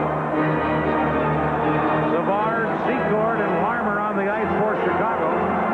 Nichols, Taylor, and Williams, the Los Angeles forward line. Here's number 9, Nichols. Doug Wilson, number 24, for the Hawks. Fired it up the middle, trying to hit Savard. Just missed him. Fans holler. Savard was upended. Now Dean Kennedy to Taylor. Now Tiger Williams with 28 seconds left. Gets it into the Hawk zone. Wilson shot it right back up. Tiger Williams to Dave Taylor. Taylor couldn't get anywhere. Back comes Savard. Savard with Secord open. Big save. Rebound. Oh, and Eliot stops Savard on the rebound. Darren Eliot first stops Secord, and then Dennis Savard. There's no doubt in my mind that the player of the game tonight is Darren Eliot, and these 2 saves right here. He's been the player. Savard to Secord, the wrist shot. Eliot makes the first save on his blocker, comes back. Savard chips it, he kicks it, and it ends up under him. two big saves with 10 seconds to go, or 12 seconds. Here's Savard coming over. He gives it to Secord. Now watch Savard. It's going to come back to him off the blocker. He's going to backhand the puck. It's in the air. Oh, and he catches it with his right hand. That's pretty good concentration in a nitty-gritty situation. Now with 10 seconds left in regulation time, a face-off deep in the King zone. Troy Murray against Dion. Murray gets it to Doug Wilson. Shooting, that's deflected just wide. And then Wells for Los Angeles fired it and got it out of the zone. Wilson dives to check McClellan, and we will have a 5-minute sudden death overtime to decide this game. After 60 minutes, it's Chicago 4, Los Angeles 4. I swear we've been through everything there is. Can't imagine anything the two of us can't do. Through the years, you've never let me down. Volvo, the car built to get you through the years. And I'm so glad I stayed right here with you through the years. Sudden death overtime coming up. A 4-4 game. Shots on goal favored the Hawks 42-30. Darren Elliott is the main reason the Kings are in overtime. And there you see their overtime record, and it's a winning one. They've won 2 games, lost 1, tied 1. Not a bad record.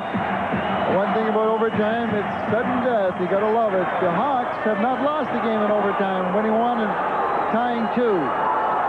Here we go. A 5-minute sudden death period as Brown works it to Fraser, who gets it into the King zone, and Gary Galley is there to flip it back out to center. Ben Wilson for Chicago. Over to Jerome Dupont. Ahead to Kurt Fraser, knocked down, and here comes Galley for Los Angeles. As the man in front of the net couldn't get it to him, and the Hawks then clear it out.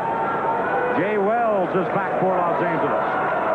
Now to Nichols, and Nichols shoots it in for the Kings. Here's Tiger Williams digging in to get it. Williams given a rough ride by Dupont. Williams is content to just freeze it there and force the face-off, and he does. And Los Angeles will get a face-off deep in the Chicago end. Yeah, I feel kind of bad because I don't think either team deserves to lose this game tonight. I think both of them have played very, very well. Los Angeles, being unsure of itself, have come back in the hockey game, something that they haven't done much of this year. Chicago has played a very, very good hockey game, dropping from behind. They've also come back to gain the lead and now have it tied up. So both teams have played well. It's a shame to see one of these clubs lose the game, if there is a goal in overtime. That's why some people feel that you should give 2 points to the winning team and 1 to the losing team in overtime. What do you think of that? It seems like an awful lot of effort for an extra 5 minutes to lose a hockey game. I would like to see that. Now Wilson's long shot. Elliott handles that. Now the Hawks center it, but Lukowicz breaks it up to Dion. Marcel Dion. Poke check nicely by O'Callahan. And now Engblom at center for the Kings, shooting it in. Dion races in to get it. Quick shot wide of the target from a sharp angle. Engblom shoots one. And Lukowicz just missed with a tip-in try there. Secord shot it to center. Here's Kennedy. Over to Brian Engblom. Flips it in, picked up by McClellan, but it's called back because of a high stick. And the faceoff will be outside the Hawk blue line with 3:29 left in overtime. A look of Dennis Savard. He was hanging up by the blue line on that ship. He was going for it. You know, if they would have a point, even if you lost the game, you might see more entertaining overtimes because there's nothing you've got your point, you've got nothing to lose, you might as well go to the attack. Puck is cleared in by Chicago. Going back to get it is Gary Galley. Off the boards for Doug Smith. Smith looking for Sykes. Missed him, but got it to Kelly. Kelly now to Smith. That shot blocked. Comes to Kelly into the corner. And Bob Murray flips it to Olchek, now to Gardner. Rink wide to Bob Murray. Murray's shot. Blocked by Wells, and Jay Wells, who's played a great game defensively for the Kings, cleared it to Sykes. Got it to center. Fraser takes a heavy hit from Kelly. And then the Hawks clear it in, and Wells is back to get it. Out to Sykes. Intercepted, and Bergevin shoots it back in, and Darren Elliott leaves it for Jay Wells. Wells clearing it to Galley. At center to Smith. He flips it in, and Ben Wilson has it for the Hawks. Wilson, outlet pass to Fraser. Fraser shooting one up high off the glass. Troy Murray gets it in front. Comes to DuPont at the point. To Kurt Fraser. Now to Troy Murray. He missed it. Fraser and Kennedy battle for it. Tiger Williams comes in. Puck comes squirting out to the other side. 2 minutes left in overtime as Kennedy for Los Angeles gets it to Taylor, and number 18 Taylor ahead to Smith. Does Smith with a shot. And a stick save there. There's the chance as Brown ties up the Kings player. Ben Wilson shot it around on the boards, and Secord gives it to Troy Murray, who flipped it into the Los Angeles zone. Secord beats Kennedy to it. Secord pokes it loose, but the other King player was there to cover up, Bernie Nichols. Savard for the Hawks. 1:20 left in overtime. If it's still tied, they'd call it a deadlock. Nichols flipping it up high.